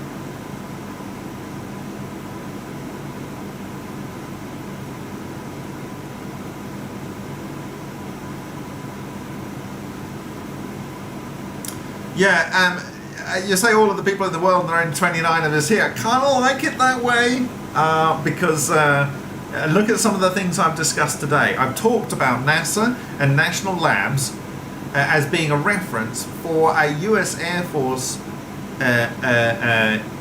discussion of a technology which is like, it's written in 1993, but clearly there's a vast body of evidence that they've been considering. And what they're discussing in this paper is a range of military applications, which looks like they have been realized in 2017. And I'm pretty sure a large proportion were realized a lot longer before that. Anyway, it's kind of like talking about something that might appear in the future when you already have it in the cupboard. You know, it's almost tedious to see this behavior. But anyway, when I realized that this is possible in 2017, and it's probably already been discovered long before, I decided that I could walk away from the subject and let only the bad stuff be used, or I could try and pursue bringing the energy delivery and the transmutation that has benefit to remediate nuclear waste and those aspects of it into fruition. And, you know, there's no guarantees, but you can guarantee to fail if you don't try. And so that's kind of like the philosophy I like to try and live by.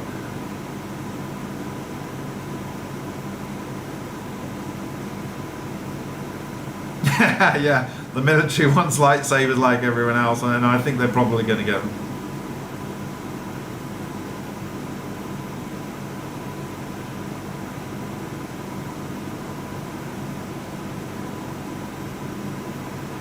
Okay guys, it's gone past 1 o'clock here, so I'm going to call it a night. It is definitely an overheating thing with the camera, obviously. It doesn't like to overheat. So this is not going to be a problem as we go into the winter, but what I will do next time is I'll have a backup audio and a backup video, so that we don't have the kind of mess that was going on in the early part of the presentation. So thank you very much for your attention today. Please share this video. Please subscribe to the YouTube channel. If you think that you have any comments to make, I would recommend put them on remoteview.icu so they have persistence, because if YouTube take this video or this channel down, then that is lost. I know some people are working on that. If you want to copy this video, that's fine. It's for the open world, and if you feel you know someone that can help us get the nitric oxide to perform these tests that I hypothesized in this presentation, then that would be great. I'm sure both Dave and Henk would appreciate that. We have been discussing, as I said earlier in the presentation, which gases should we be considering to use, and the gas that I would have liked to have used more than anything else is krypton 85 or 85 krypton, but Lind do not supply that anymore, and so that's off the table. But having looked at this and the fact that nitrogen is diamagnetic, but then when its magnetic susceptibility is negative until it forms a nitric oxide, in which case it's quite strongly positive, then it can interact in a similar way with the kind of systems that I was talking about in previous presentations.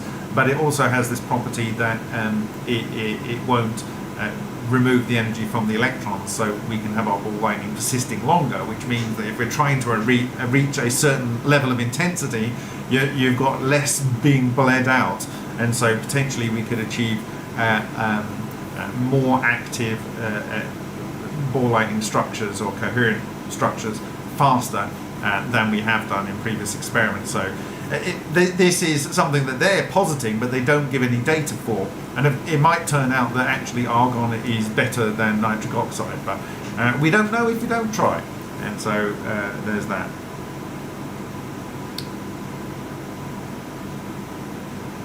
Okay, so I'll catch you later. Thank you very much, and I'll see you in the next video.